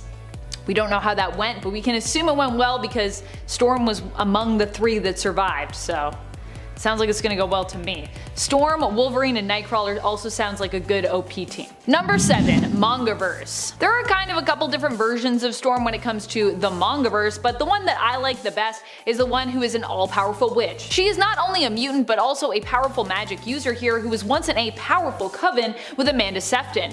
While Amanda Sefton became obsessed with dark magic and corrupted by it ultimately, Storm would go on to join the X-Men. One day, however, she would be forced to face her past as the electromagnetic demon Magnus, once summoned to Earth by Sefton, returned, requiring Storm to take action. This version of Storm, which we see in Marvel Mangaverse X-Men, is also a leader of the X-Men. Which honestly, Storm should be leader of the X-Men. She's a badass, alright? Actually, I can't believe, I feel like that's only happened a few times in the comics, and how disappointing. How disappointing. Number 6, Zombie Storm. Storm in the Earth Z alternate universe of Earth 2149 was actually pretty powerful and capable. Before becoming a zombie, she was one of the few remaining superheroes left alive. She is initially approached by Magneto along with the other X-Men to join him and help save the world. She also is one of the few who makes it onto the S.H.I.E.L.D. helicarrier, where Nick Fury debriefs them on the apocalyptic situation and calls for a cease of hostilities between all villains and heroes, as you know, right now they need all the help they can get to save the Earth from the zombie invasion. Eventually, Storm would become a zombie, but even then it is implied that she made it through till at least the zombie Galacti showed up. And let's be honest, not a lot of zombies made it past that point, so if you make it to that point, to me, you're doing pretty good as a zombie in Marvel Zombies. Number 5. Wind Rider. This version of Storm is a hero who survives in the Age of Apocalypse alternate Earth of 295. Here, Storm goes on to become enhanced by celestial technology, granting her precognitive powers. She initially takes up the name Wind Rider in this reality and builds up her own nation, attempting to protect her people there from Apocalypse. Despite being captured and defeated by Apocalypse, Wind Rider manages to withstand his mistreatment of her and even resist the telepathic probing of Shadow King. It's pretty crazy, because Shadow King is pretty powerful. She summons a storm using her powers that is so great it creates a huge power outage, thereby giving her the window she needs to escape. Aurora here is given the name Storm by Apocalypse, but later on takes up the codename Aurora Dias. Coming in at number 4, we have Killraiser from the Image comic series Cyberforce. Many of these 90s ripoffs of Wolverine were all focused around the idea of being even more extreme and edgier than the already extreme and edgy Marvel comics of the 90s, and few characters show this exaggeration more clearly than Killraiser. Whereas Wolverine is iconic for being able to grow 3 blades from his hands, Killraiser can literally grow blades from anywhere, his entire body covered with scars from the frequent surprise attacks he's utilized over the years. As a mute character, Killraiser was never really developed much beyond his debut appearance, but still goes to show just how over the top these 90s characters could get. And speaking of extreme characters, coming in at number 3, we have Lobo from DC Comics. Originally introduced as a villain in the Omega Men during the 80s, Lobo wouldn't achieve notoriety until the 90s when his character design began to be used as a parody of the rise in extreme characters at the time, with Wolverine specifically mentioned as a primary influence. Lobo wound up being embraced by fans both as a parody and as a genuine dark and gritty anti-hero. And while he's definitely been fleshed out in the decades since to be completely standalone, his love of cigars will always keep him with at least some ties to the original Wolverine. Coming in at number 2, we've got another character from Cyberforce with the infamous Ripclaw. With the Cyberforce team originally having been planned to be written as a spin-off of the X-Men and X-Force books of the 90s, it makes sense that some members of this independent super team would be similar to some of the X-Men, but Ripclaw's comparisons to Wolverine really take the cake. With indestructible claws, frequent uses of Berserker Rage, and a mysterious backstory, Ripclaw for the most part is just a not copyright infringing clone of Wolverine.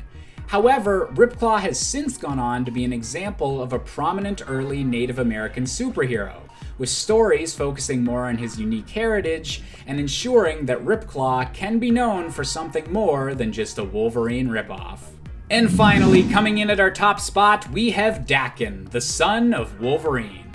Named after the Japanese term for Daken is the tragic child that Wolverine never knew about, his mother being murdered before Wolverine even knew he had a son. Cut from his mother's body by the Winter Soldier, Daken was raised to hate his father and in their very first encounter, slashed open his stomach and left him to bleed to death. Being similar to your father isn't enough to make someone a ripoff, however, and that aspect of Daken came when he deliberately chose to be a replacement for his father on Norman Osborn's Dark Avengers team, taking on his father's Wolverine name, but putting his own deadly spin on it. In this case, ripping off Wolverine was totally intentional, and that's why Dakin ranks at the top of this list. Number 10, Deadly Genesis. We can talk about different X-Men and mutant teams here, but I'd also like to touch on some of the rosters as well that you may have forgotten about. This one might be due to selective memory loss, or it could just be because you haven't read the story yet. We are talking here about the X-Men Deadly Genesis limited series, which revealed the next team sent into Krakoa after the X-Men team we know went missing. This team wasn't necessarily a bad one at all. In fact, all of these mutants are kinda super powerful, but they were all basically introduced in this short series, which didn't really help to make us care as much about them as we could have. All in all, this story just had a very early 2000s feel to it. Not that that's a bad thing. The Deadly Genesis X-Men team were a group of kids that Moira McTaggart was trying to help out. She didn't even really see them as students, and then Charles recruited them and turned them into X-Men. The team consisted of Sway, Petra, Vulcan, and Darwin, who have all recently reappeared in the Dawn of X line, in case you were wondering where they made their first appearance. Number 9, Xavier's Security Enforcers. One that we might forget about every now and then is the mutant team that Bishop originally belonged to from the alternate dystopian future that he hails from. I believe this Earth is 1191, but I could be mistaken on that. Didn't even write down my Earth number.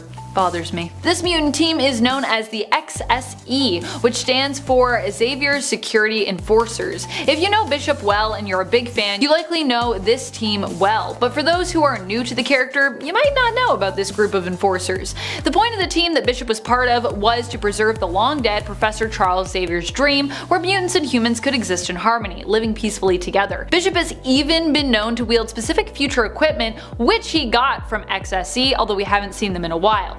All members of the team wear their mutant tattoo brands like a badge of honor, and the members have included Randall, Malcolm, and Bishop's sister Shard, among others over the years. Before we hop into our number 8 spot, I just want to thank all of you for being here and give you a quick reminder to click that like if you are enjoying this video. It really does help us out. Number 8, Nasty Boys. You might remember the original villainous Marauders team, but do you remember Mr. Sinister's Nasty Boys? Don't worry if you have, because I will never let you forget. Well, both the Marauders and Nasty Boys teams are villainous teams. I couldn't have an obscure mutant team list and not seize the opportunity to remind you all of the Nasty Boys. So here we are. I also just love this name for the team. I personally always read Mr. Sinister with like the most outlandish, flamboyant, yet manipulative pseudo-English accent. So for me, it's very fitting that he decided to name his team this. Nasty Boys, so perfect. It fits perfectly with the voice that I have for him in my mind. The Nasty Boys were the team that came after the Marauders. Instead of Gambit being involved in the team, Multiple Man was the generally heroic mutant who got involved. Originally, the team saw Ruckus as leader, with Slab, Gorgeous George, Ramrod, and Hairbag making up the roster. Gorgeous George even resurfaced in Dawn of X more recently. Yay! I might be the only one, but I'm still kinda hoping that the Nasty Boys as well will make a return. Bring them back. Bring them back. Number 7, Outback.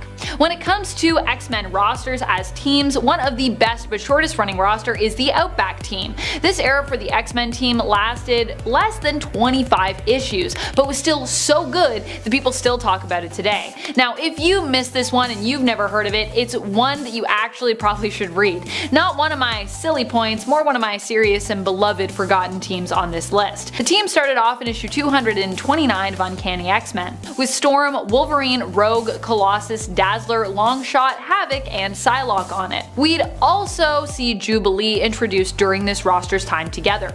The Outback team is noted as being one of the best rosters for the X-Men when it comes to having a group who truly feel like outsiders. Also, you get to enjoy the Inferno story in this run, which is bizarre and magical, so you're welcome for that. Number 6, X-Corp. No, I'm not talking about the X Corporation, which has yet to come out, but is still coming our way. Thank goodness. I thought that book was going to be firmly cancelled, but fortunately it has been revived. I'm so ready for X Corporation. Let's go. When we talk about X-Corp, we are talking about Banshee's team. He formed this team after Generation X disbanded, and most of the team were composed of that era of mutants. This team was made up of former villains turned heroes and was created to act as a police force basically for the mutant community.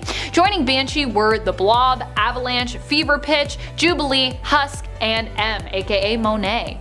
The X-Men team actually did not approve of this team's creation and actually attempted to get Banshee to disband it. In the end, Mystique infiltrated the team and liberated its members, especially the villains, who were being manipulated into behaving heroically by Mastermind under Banshee's orders. Number 5. Extreme X-Men. This X-Men roster marked the return of Chris Claremont to the X-Men in a full-time capacity. Extreme X-Men Volume 1 is a series that started in 2001 and ran till 2004. It was a team that featured my girl Rogue as the leader, woohoo, which you know I'm all about. The original Extreme X-Men roster also featured Beast, Psylocke, Bishop, Storm, Sage, and Thunderbird on the team. Lifeguard, Gambit, and Slipstream were also added to the mix throughout. This team was originally brought together to find Destiny's premonition-filled diaries, but of course along the way was distracted by many other imminent threats.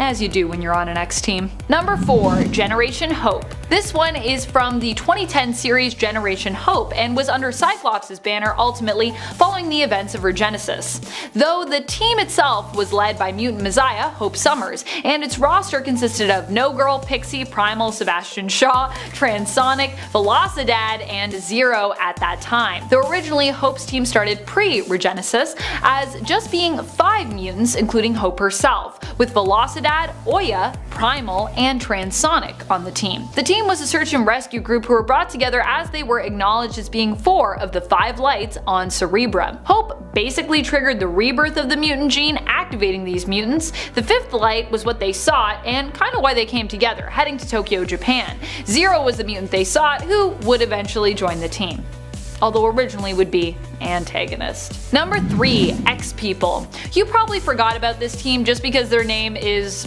well, super forgettable, but they are actually from a very memorable alternate universe, the MC2, or also known as Alternate Earth 982. This Earth is the home of the beloved Mayday Parker, aka Spider-Girl, now known as Spider-Woman.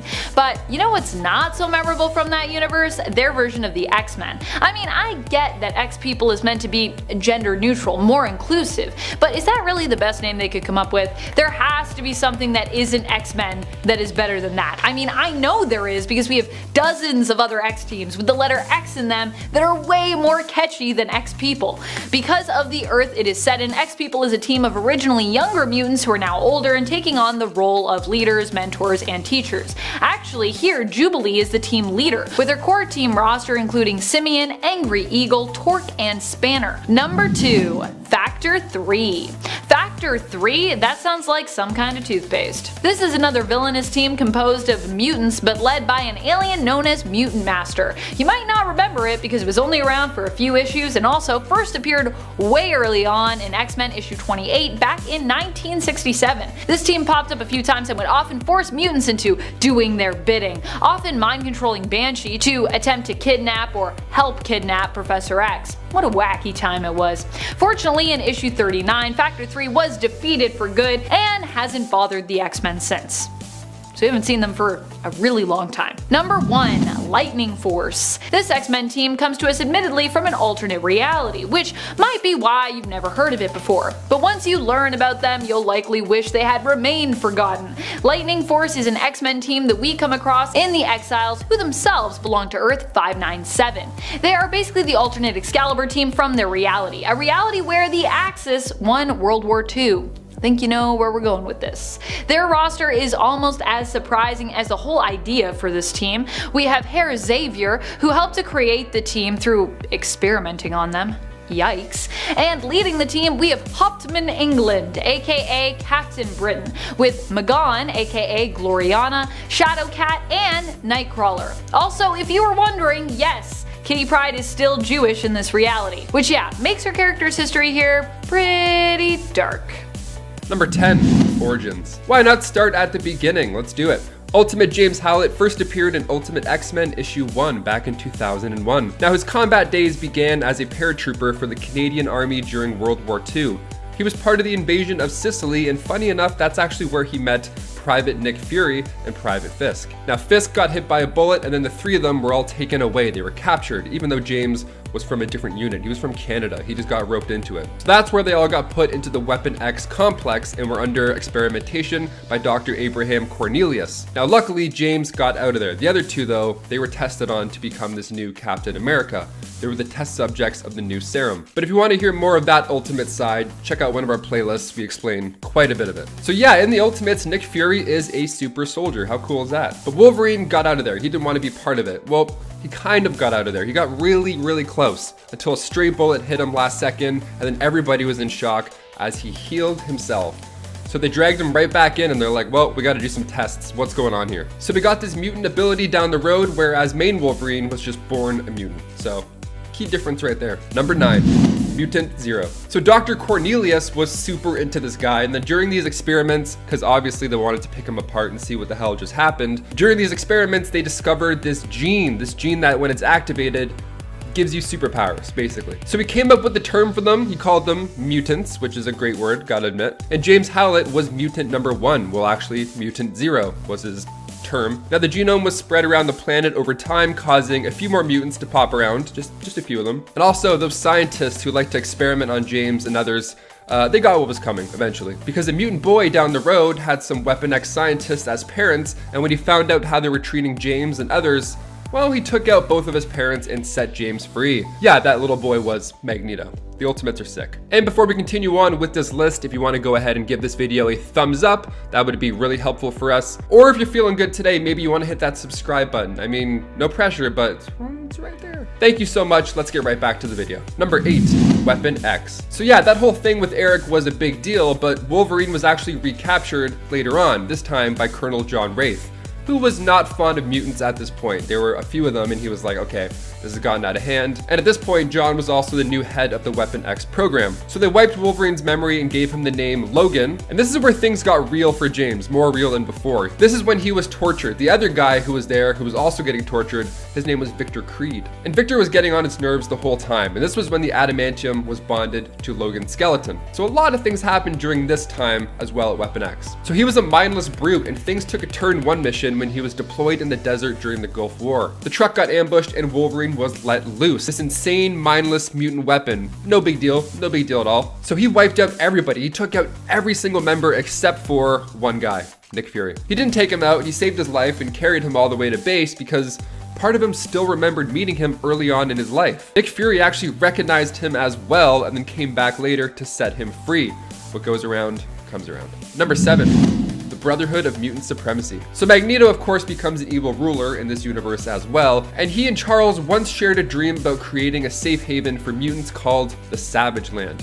But a few arguments later and a pole in the spine, and now Charles is in a wheelchair, they're not talking anymore. So now Magneto is full-on villain and he creates this Brotherhood of Mutant Supremacy, and his first idea was to recruit Wolverine and attack the Pentagon. And that Savage Land ends up becoming the new evil headquarters, not a paradise. So Magneto wanted to take out Charles for good this time, not just paralyze him. He wanted him gone, so he sent Wolverine to get the job done. So Wolverine was undercover the entire time. Quicksilver actually almost blew it at one point, but Wolverine came through and impressed the X-Men. Number 6, joining the X-Men. So while he was in deep cover, Wolverine sparked up a romance with Jean Grey. Now he wanted to seal the deal, really make it look believable, so he went on with this fake romance. Thing is, Wolverine actually fell in love with her. Oops. Now Scott, aka Cyclops, was a little upset during this, and Magneto actually wanted Scott to be with Wanda. But Scott had other ideas. But Scott was actually undercover as well, so he was on the bad team and then Wolverine was on the good team. It was basically The Departed, but superheroes instead. The Jean and Wolverine affair gave Scott a reason to go and talk shop with Magneto. So he went in and then found out this plan, which was to wipe out Washington with Sentinels, and then the X-Men intervened and saved the president, who was naked at this time, just, because sure. And this is when Wolverine fully becomes an X-Men. He attacks Magneto, with Quicksilver even removing Magneto's helmet to make it easier for him.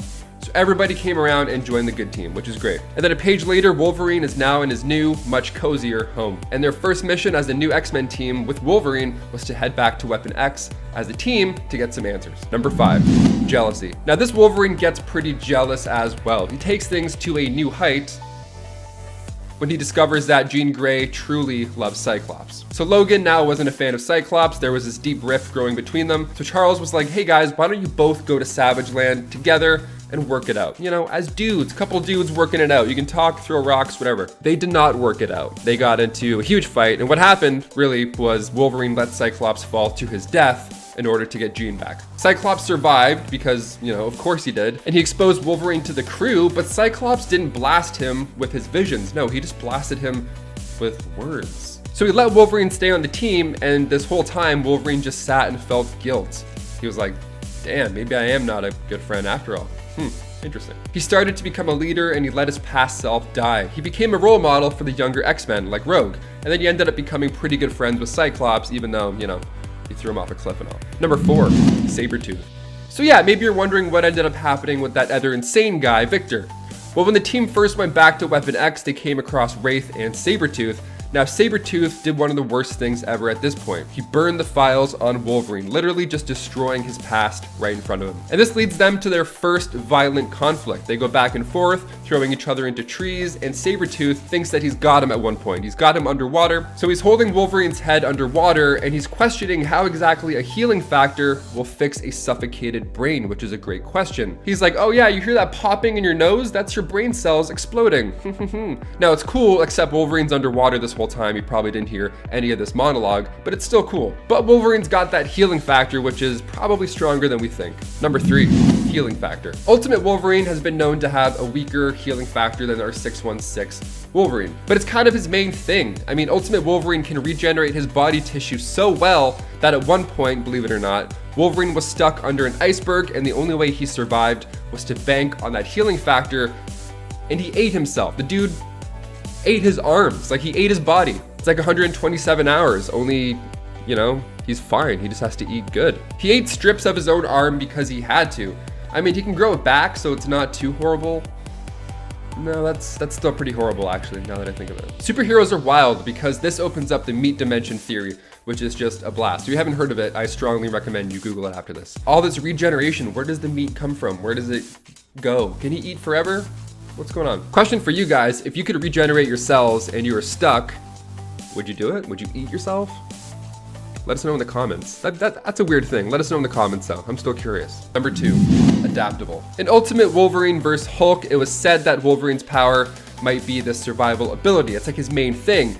Because at one point his head gets clean off his body. It's just taken off, but he's still alive. And Nick Fury makes a good point here. He's like, well, if it was a healing factor, he would still be dead right about now, because it's just his head. It still doesn't make any sense. But Ultimate Wolverine's head was alive and well. Now, without his lungs, he should not be able to breathe, but he adapted and started breathing through his skin.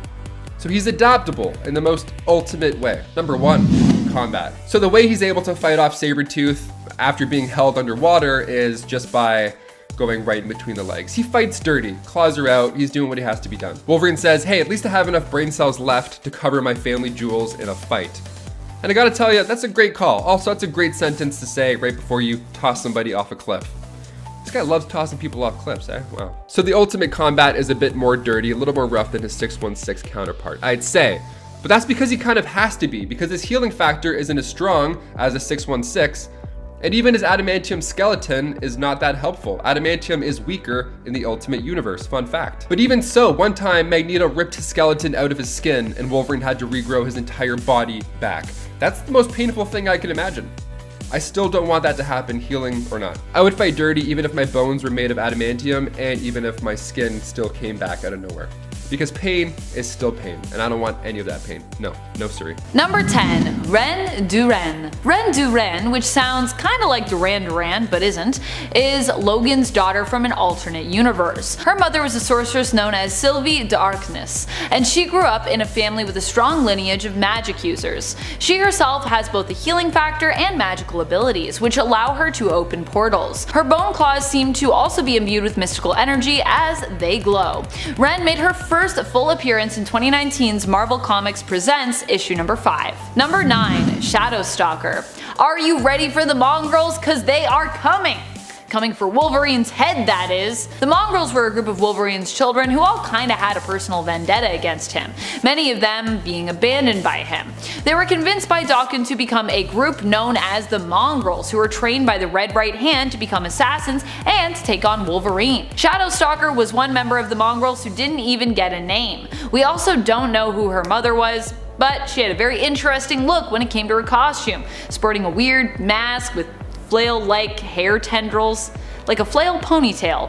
pony flails. Cannonfoot. Cannonfoot was another mongrel. Once again, we do not know his name or the name of his mother, but Daken also found him and brought him into the fold. His abilities we know to be closer to Wolverine's, giving him an animal-like instinct, superhuman strength, speed, and agility. He also appears to have claws on his toes and fingers, similar to Sabretooth. Sophist.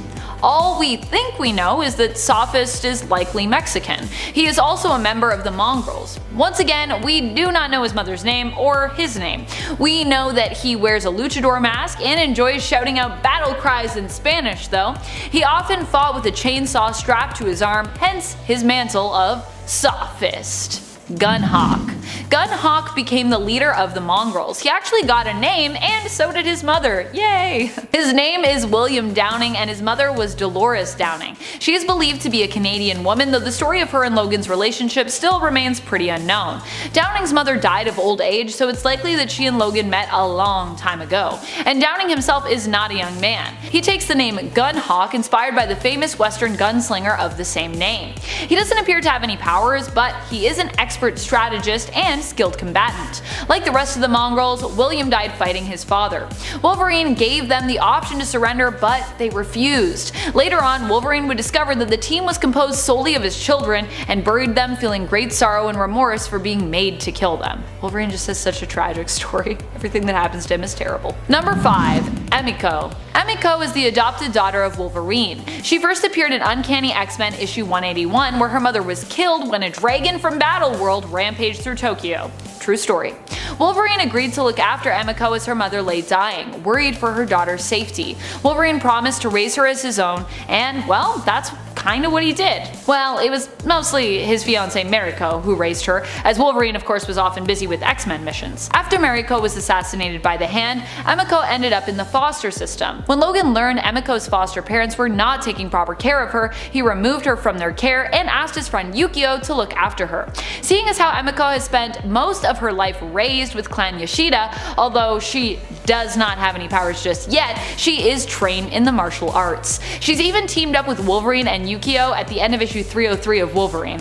It's pretty cute. Number 4. The Upstarts. Speaking of young mutant teams that are lesser known like the Hellions, we also have their straight up not friendly at all rivals, the Upstarts. The Upstarts were definitely a more villainous crew in comparison to the Hellions, just in general, as their whole goal was to basically kill mutants. The Upstarts were a mutant team created by Selene, the Black Queen of the Hellfire Club. She put the team together in order to test the members, getting them to compete for points which would be awarded whenever they killed mutants, based on the mutants' power set. Originally, the young group of mutants involved were unnamed and were promised that whoever got the most points would win a prize, which remained a mystery pretty much through all of the comics that they were featured in. I bet it's cake, and I bet it's a lie. Although I think it was also mentioned at one point somewhere that it was immortality, so in case you were wondering, for realsies. Number 3. Battle of the Atom Future X-Men. While everyone might focus on the Battle of the Atom Future Brotherhood team, as Raze has a tendency to steal the show, plus My Girl Zorn Jean, and also featuring Molly Hayes, people tend to forget about the awesomeness that was the Future X-Men team. The real X-Men team. This team featured a much more skilled Iceman, who now was known as Ice Wizard, Wiccan, who had become Sorcerer Supreme, Chimera, who is believed to be Storm's daughter that she had with Black Panther, Shogo, Jubilee's son, known as Sentinel X, Colossus armed with Magic Soul Sword, Kid Omega as Phoenix, and Jubilee as Wolverine. Number 2. Extreme Sanctions Executive, the other XSE. This team also spiraled out of the team that we talked about previously on part 1 of this list, Extreme X-Men. XSE here stands for the Extreme Sanctions Executive. Similar to the original XSE that Bishop was a part of in the future, this team is also like a military police force meant to maintain and in some cases enforce peace is kept between mutants and humans. Storm was asked to create the team by the United Nations and eventually would increase its numbers by recruiting the rest of her X-Men, making this team another government-sanctioned mutant team, like X-Factor was, and still one of the first of those types of teams. Team members have included Bishop, Cannonball, Magma, Rachel Summers, Rachel Summers is on every team, I love it. Psylocke, Rogue, Sage, Wolverine, X-23, and Gambit. Number 1. X-Animals. If you're an intense X-Men fan, you may be familiar with Mojo's X-Babies, but are you familiar with his other attempts at recreating or recasting Marvel's 616 X-Men after they were believed dead? One such team that attempted to step in was the X-Animals. This was a team of, well, animals, who each took on the role of a different mutant member of the X-Men. We've got a skunk standing in for Rogue, a bulldog for Wolverine, a pig for Dazzler, a rabbit as Havoc, a cat for our Storm, which I kinda love, a bird, possibly a hawk as Longshot, an otter as Psylocke, and a gorilla as Colossus. Sadly, this team was not acceptable as a replacement in Mojo's opinion, and he got rid of them. But I'd love to see them return at some point, if that's possible. Number 10. All-Female X-Men. Oddly enough, this book didn't do as hot as expected, despite the fact that it was an awesome powerhouse team composed of all ladies. This team was first introduced in 2013's X-Men series in issue number 1, as one of the main X-Men teams, and the series was part of the Marvel Now event. The team featured Kitty Pryde, Rogue, Rachel Summers, Jubilee, and Psylocke, with Storm as the leader. This team was the first in the history of the X-Men to be an all-female team with its own book. So while it was not a commercial success, it's still an important part of X-Men history to be noted for sure. Number 9. Chuck Austin's Uncanny X-Men. At least, I kind of hope you've never heard of this one, because if you have, you probably just forgot about it after years of trying, and now I'm traumatizing you by bringing it back up. This is the team that featured Stacy X. Yeah.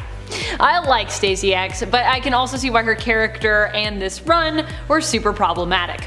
Austin's run on Uncanny X-Men began in issue 410 and ran till issue 443. The problem here wasn't so much to do with the members of the team as the subject matter. Many people feel that Austin's run was hypersexual, and he also gave us the revelation that Nightcrawler's dad was Azazel, which honestly isn't that terrible, but then he also gave us the weird Draco storyline with the X-Men versus the Neopham, which was something. It was a time. All in, this was definitely a controversial run, especially considering the relationship between Husk and Angel. The team was made up of Archangel, Beast, Iceman, Nightcrawler, Stacy X, Wolverine, and Professor X himself to start, but it would later on feature Husk, Polaris, Northstar, Juggernaut, and Havoc. Before we move on to this next spot, just a quick little reminder to click that like button if you haven't already, it really does help us out. Number 8. Children of the Atom. You might not have heard of this one because it isn't even out yet, but this is one of the new teams and books that we had expected to see earlier this year, but due to the global pandemic was delayed and is now delayed again. Originally it was moved to January of 2021, but now we aren't expected to see it till April of 2021.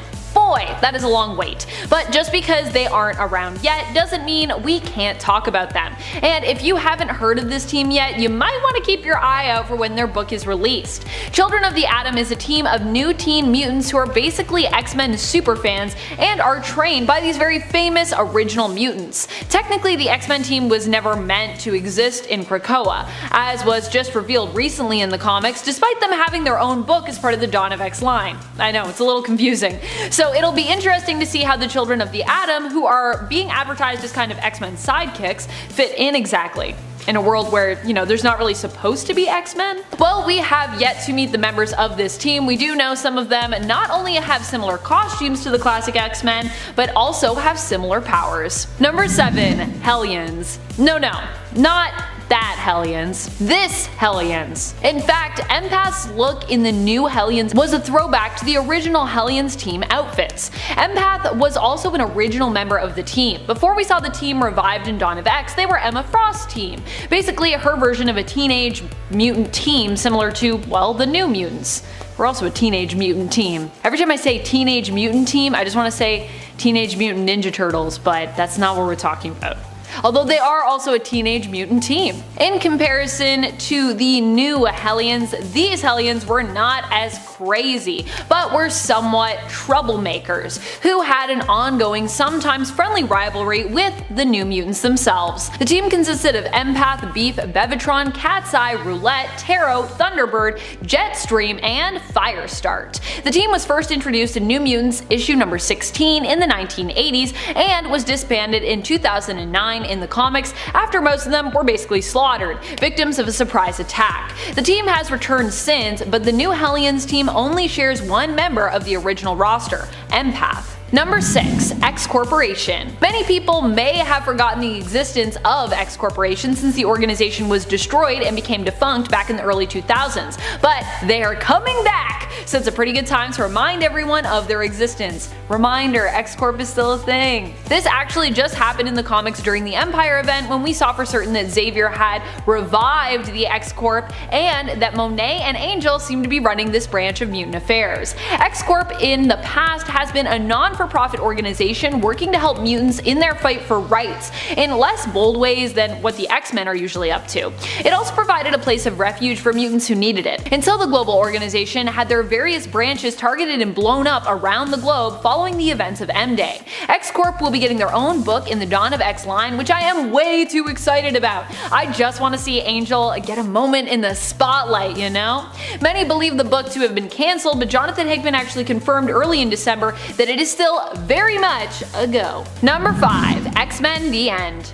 In this series, we saw a bunch of teams kind of come together, ending in one big one, and Chris Claremont's The End. I like this X-Men team as well because although she died pretty early on in terms of her appearance here, we also get a shout out at least to Dust. And Dust is such an underrated X-Men in my opinion. This comic also introduces us to the future daughter of Bishop and Deathbird, Aaliyah Bishop. The final X-Men team features Kitty Pryde, Wolfsbane, Karma, North Star, Dust, Martha Johansson aka No Girl, the Cuckoos, Cyclops, and a subgroup known as the Heavy Hitters, which features Wither, Frenzy, Polaris, Juggernaut, and Kid Colossus. Number 4. Scout. Scout was formerly known as Honey Badger and is a clone of Wolverine.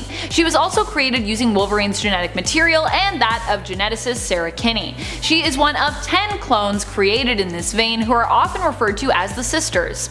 Gabrielle Kinney, or Gabby, was created by Alchemex Genetics and was trained and used as a bodyguard to be sent out on missions. Her and her sisters were made to feel no pain, which sometimes gives her a strange edge in comparison to some of Wolverine's other children, if we're talking about power levels. Although, you know, pain is there to be felt for a reason, so. Number 3. Jimmy Hudson. Jimmy is the son of Wolverine from the Ultimate Universe of Earth 1610. He was adopted by James Hudson, who promised to take care of Wolverine's newborn son after the two fought together in Iraq and Wolverine died. Jimmy's last name was changed and he was raised without ever knowing about his father, or that he was likely a mutant. When he was a teenager, his power manifested, and it was only then that he learned of his true origins. Number 2. Daken. Daken's original name was Akihiro. He is a mutant natural-born son of Wolverine and his wife Itsu.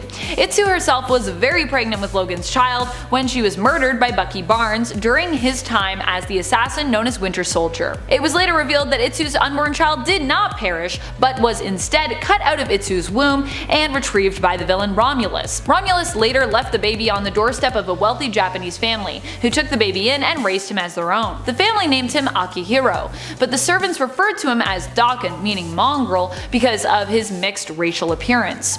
Romulus would later reveal himself to the boy after everything kinda went sideways, claiming to be him from the future and attempting to use and manipulate Daken for his own purposes. Daken and his father, considering his backstory as such, have had a rocky relationship throughout the comics, and Daken is often painted as a villain or a reluctant anti-hero. Number 1. X-23, also known really as just Wolverine. She and her dad are both Wolverine, really.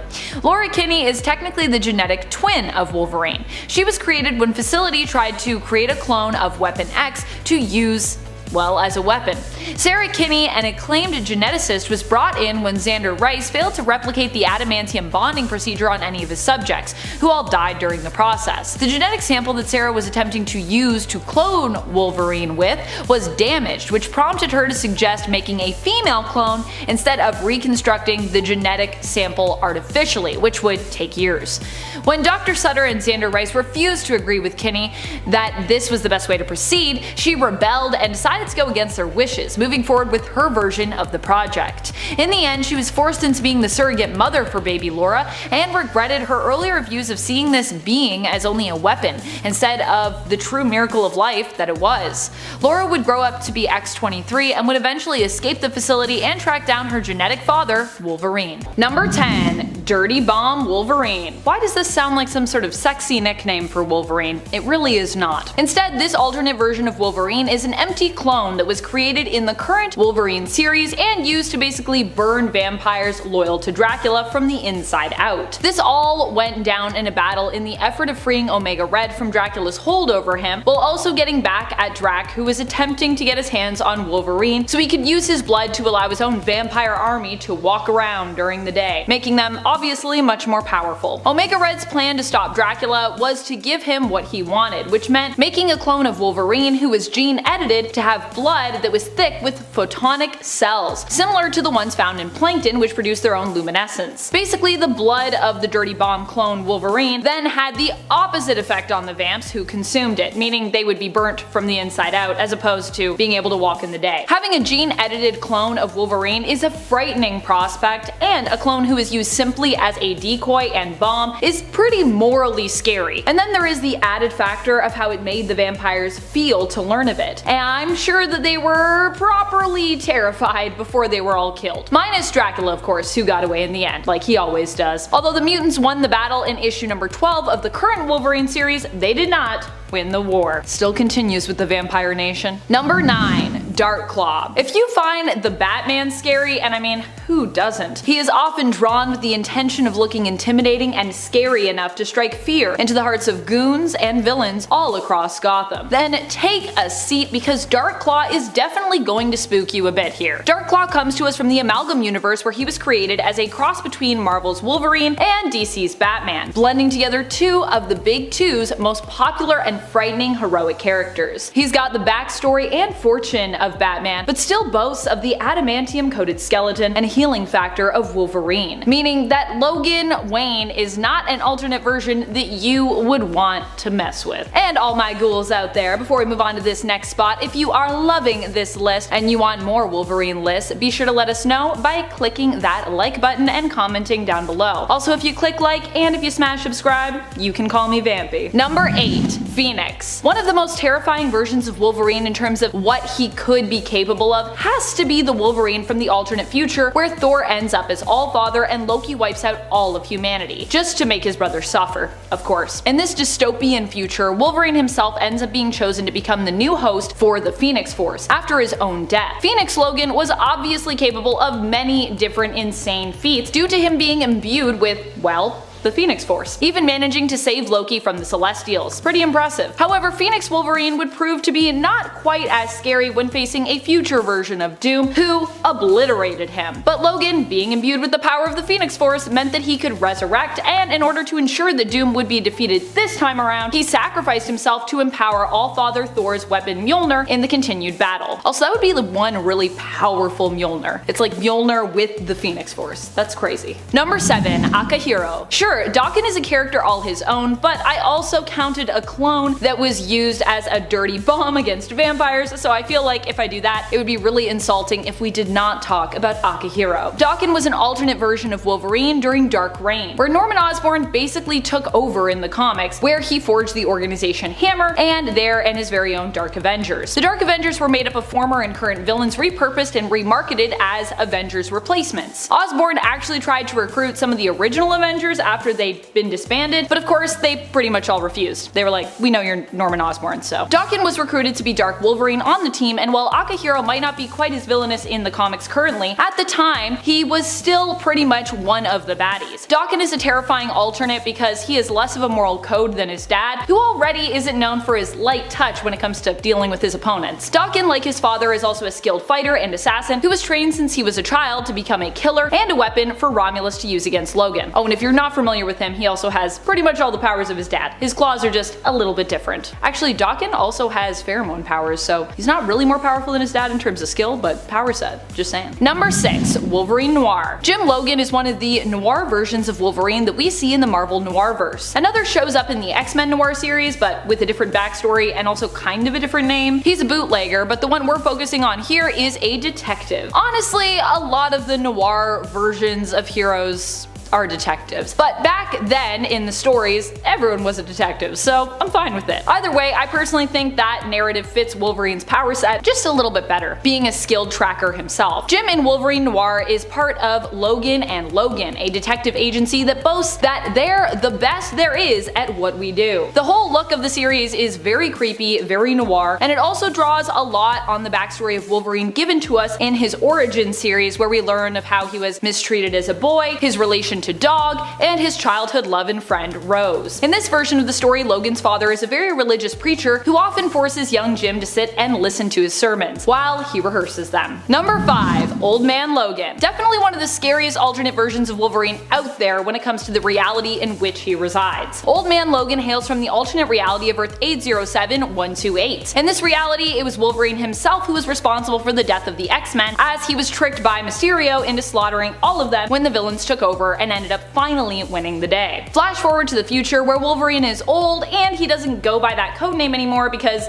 well, it brings back pretty painful memories, which he still is haunted by to this day. Instead, he's simply known as Logan. But even though he tries to stay away from heroics, retiring, and even settling down with a wife and kids, he can't seem to escape his vigilante ways. After his family are killed when he is late to pay forced protection money to the Hulk gang, Logan himself seeks revenge, inevitably and gruesomely freeing pretty much everyone from the villainous nature of deranged Pappy Banner and his inbred family. That Hulk gang. Oh boy. Number 4, Cancerverse Wolverine. We don't know that much about Cancerverse Wolverine, who hails from the Earth of 10011, but we do know, like many others who hail from this reality, Wolverine here is horrifying to behold, and he is part of the X-Men, spelt E-X-Men. In the Cancerverse, death was completely eradicated, which you might think would bring about a sort of paradise in the cosmos, but instead this change had, well, the opposite effect, mutating everything into one big horror show. Turns out death wasn't quite as bad as we all thought, and that life, left unchecked, is actually horrifying. Who would have guessed? Number 3, X-24. In the film Logan, X-24 was an even more deadly clone than X-23. This was a clone version of Wolverine genetically engineered to be as powerful as Wolverine in his prime, perhaps even more so, and who was much more easy to control and manipulate. Not as free-thinking and just more of a straight-up berserker. So basically like Wolverine without any of his moral code at all, or any inhibitions. This made X-24 the perfect weapon to be used against Wolverine himself and escapee Laura, aka X-23. It took a lot to take down X-24, and his perceived strength and ruthlessness in the film made him a terrifying nemesis to watch. I don't know about you, but I got so anxious every time he showed up on screen in that initial watch through of Logan.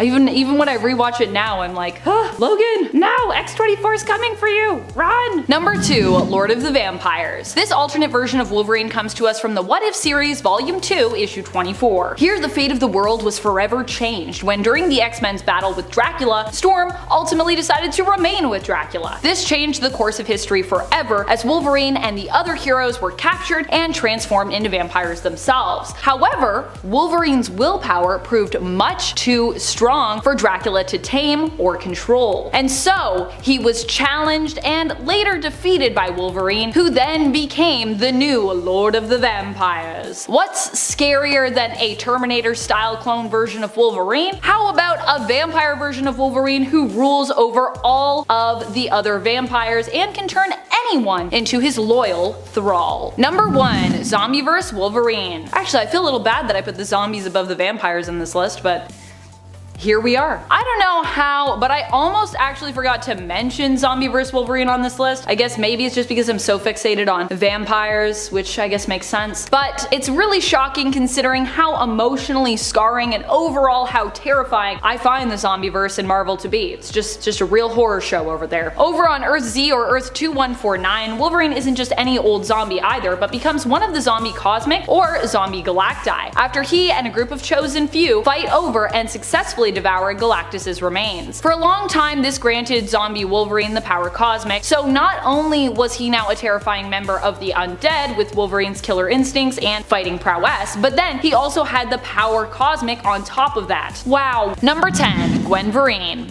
Gwenverine is an alternate version we've really only seen briefly in Secret Wars Battle World issue number 3, but I like to imagine that she is pretty strong and also pretty cool, like many of her other amalgamated versions. Gwen is a character that we've seen become an alternate version of Spider-Man and Deadpool, and both of those characters and versions of Gwen Stacy are pretty rad, I must admit. So I imagine her Wolverine version would also be tough as nails and fierce. Gwenverine also appeared on an alternate cover for Old Man Logan issue number 2 from 2015, with art done by Chris Samnee.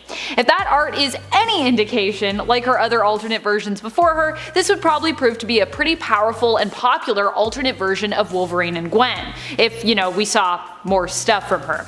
I just want to read a comic that's about all the awesome and powerful alternate Gwen versions running around in the multiverse together. Gwen Stacy's Adventure Through the Multiverse, it could be called, and Gwen could wander around and meet all the alternate, possibly mutant, versions of herself. Maybe they're all secretly mutants. That would be kinda cool. Just like how Deadpool or Gwenpool was secretly a mutant, maybe, or retconned herself to be a mutant.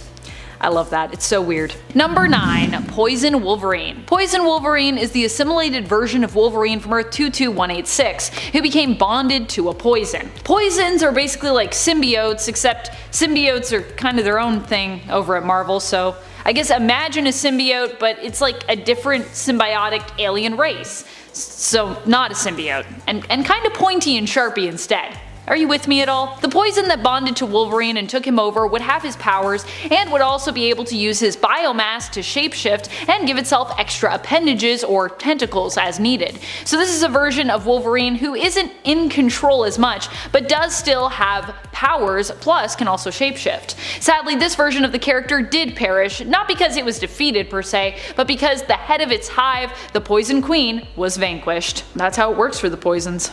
Your queen is vanquished, you're dead. Number 8.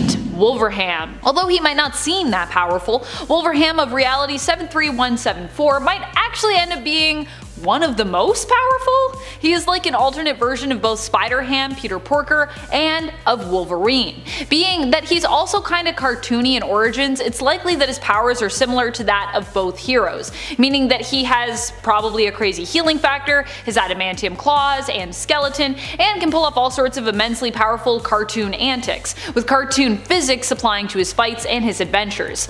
I don't know about you, but I think having cartoon physics in play makes you pretty powerful. Cartoon physics are wacky. Number 7. Old Man Logan. Old Man Logan is still a badass who manages to get a lot done despite the fact that his healing factor sometimes struggles to keep up. In his old age, his healing factor is slowed down when we first get into Logan's future adventures in the post-apocalyptic wasteland that was once Earth. However, much more later down the line, his healing factor finally picks back up again. At this time, Logan no longer goes by the name Wolverine at all and is instead known as the Hooded Man. So this version of him is kind of weaker, but also kind of the same.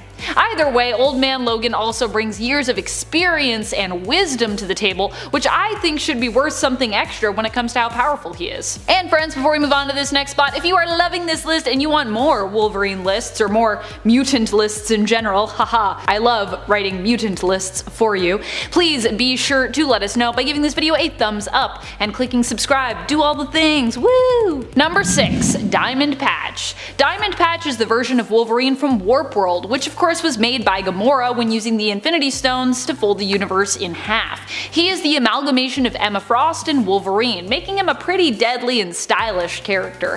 His claws, instead of being adamantium, are diamond, and Diamond Patch also has a sharp eye and mind for good, business ventures as well, like Emma Frost. He also seems to be able to channel his telepathic powers using his claws as well. It was also implied that in the future, Diamond Patch may potentially be destined to bond with the Phoenix Force. Ho-ho! Number 5. Wolverina. Wolverina is the female version of Wolverine and cousin of Wolvie or Wolverine from the alternate Earth of 89923. She works as a waitress at her father's bar, Bud's Sud, but is also a skilled fighter who was called in to replace Wolverine after he went missing. Wolverina also has leadership skills and could potentially make a good team leader if needed. More than that, while her powers are somewhat unspecified when it comes to what they are or how powerful they can be considered, Wolverina also is a self-aware comic book character, meaning that she knows she is in a comic book and can often use this knowledge to take charge of her own narrative and break the fourth wall with, reaching out to her readers. I think having that kind of power can be pretty potent in comics, which is why she makes the cut for our most powerful Part 2 list. And she didn't do too bad, she's about halfway up, so pretty impressive. Number 4. Weapon X. Weapon X comes to us from the Age of Apocalypse universe of Earth 295. Weapon X has powers similar to his Earth 616 counterpart, but his feral rages are more intense in comparison, and he initially requires Jean's assistance to calm those rages down, which was what brought the two together romantically. It would be in a fight with Cyclops when he made his way to try and save Jean Grey from Sinister that he'd lose his hand, while also taking one of Cyclops' eyes in exchange during the battle. A hand for an eye for a hand. That seems pretty fair, I guess. Weapon X would later go on, despite being maimed, to become even more powerful, possibly one of the most powerful alternate versions of the character, when he surprised everyone and ended up becoming Apocalypse's heir after his defeat and the return of the Celestials. During this time, he was known as Weapon Omega, though his newfound power would only end up being temporary. Eventually, he would have this power stripped from him by Jean and return once more to being Weapon X. Also, I think I cut off this hand, but I think it's actually this hand I think that he loses. I'm trying to remember the art. I always want to mirror everything, so that's why. I don't even know if it'll be the same for you though, because this might be mirrored for you. I don't know. I don't know. How do you see it? Aren't cameras weird in the way that we see images? Isn't that all weird when you think about it? Anyways, the fact that we see images and we flip them with our eyes, and it's all freaky. Number 3. Earth 10005. This is the Wolverine that belongs to Fox's Mutantverse, played by Hugh Jackman. In this reality, Wolverine was one of the strongest mutants around, being the only one that Kitty was able to send back in time in Days of Future Past, and the only one who was able to put a stop to Dark Phoenix when it had taken over Jean Grey, corrupting her in X-Men Last Stand. Due to his healing factor, Logan was able to walk right up to Jean while everyone else was pretty much getting turned to dust around him.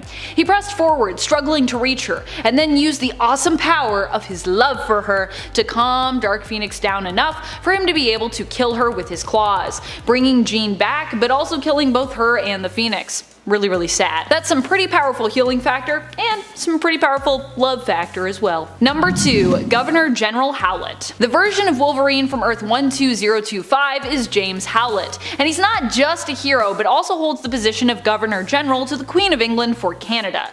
For those who might not be aware, the Governor General position in Canada acts as basically the go-between for Canada and the Queen or the Crown. They act on behalf of the Crown, and a few other nations actually also have this position. Typically nations who were granted independence from the British, as opposed to having fought against the British to free themselves from British rule, have this position. James Howlett of Earth 12025 not only was known as Governor General, but he's also known for having an adamantine laced skeleton, which is actually different from adamantium, so if you thought I was saying that wrong, I'm not, it's a different thing. This, instead, is a mythical type of metal belonging to the gods. This grants James an extra layer of protection on both a mystical and godlike level, which means it's very hard to mess with James in any way. James also travels and adventures when he can with his romantic partner Hercules, which means if you mess with him, you likely also have to fight Hercules as well. Both this number and number 3 actually both have the power of love.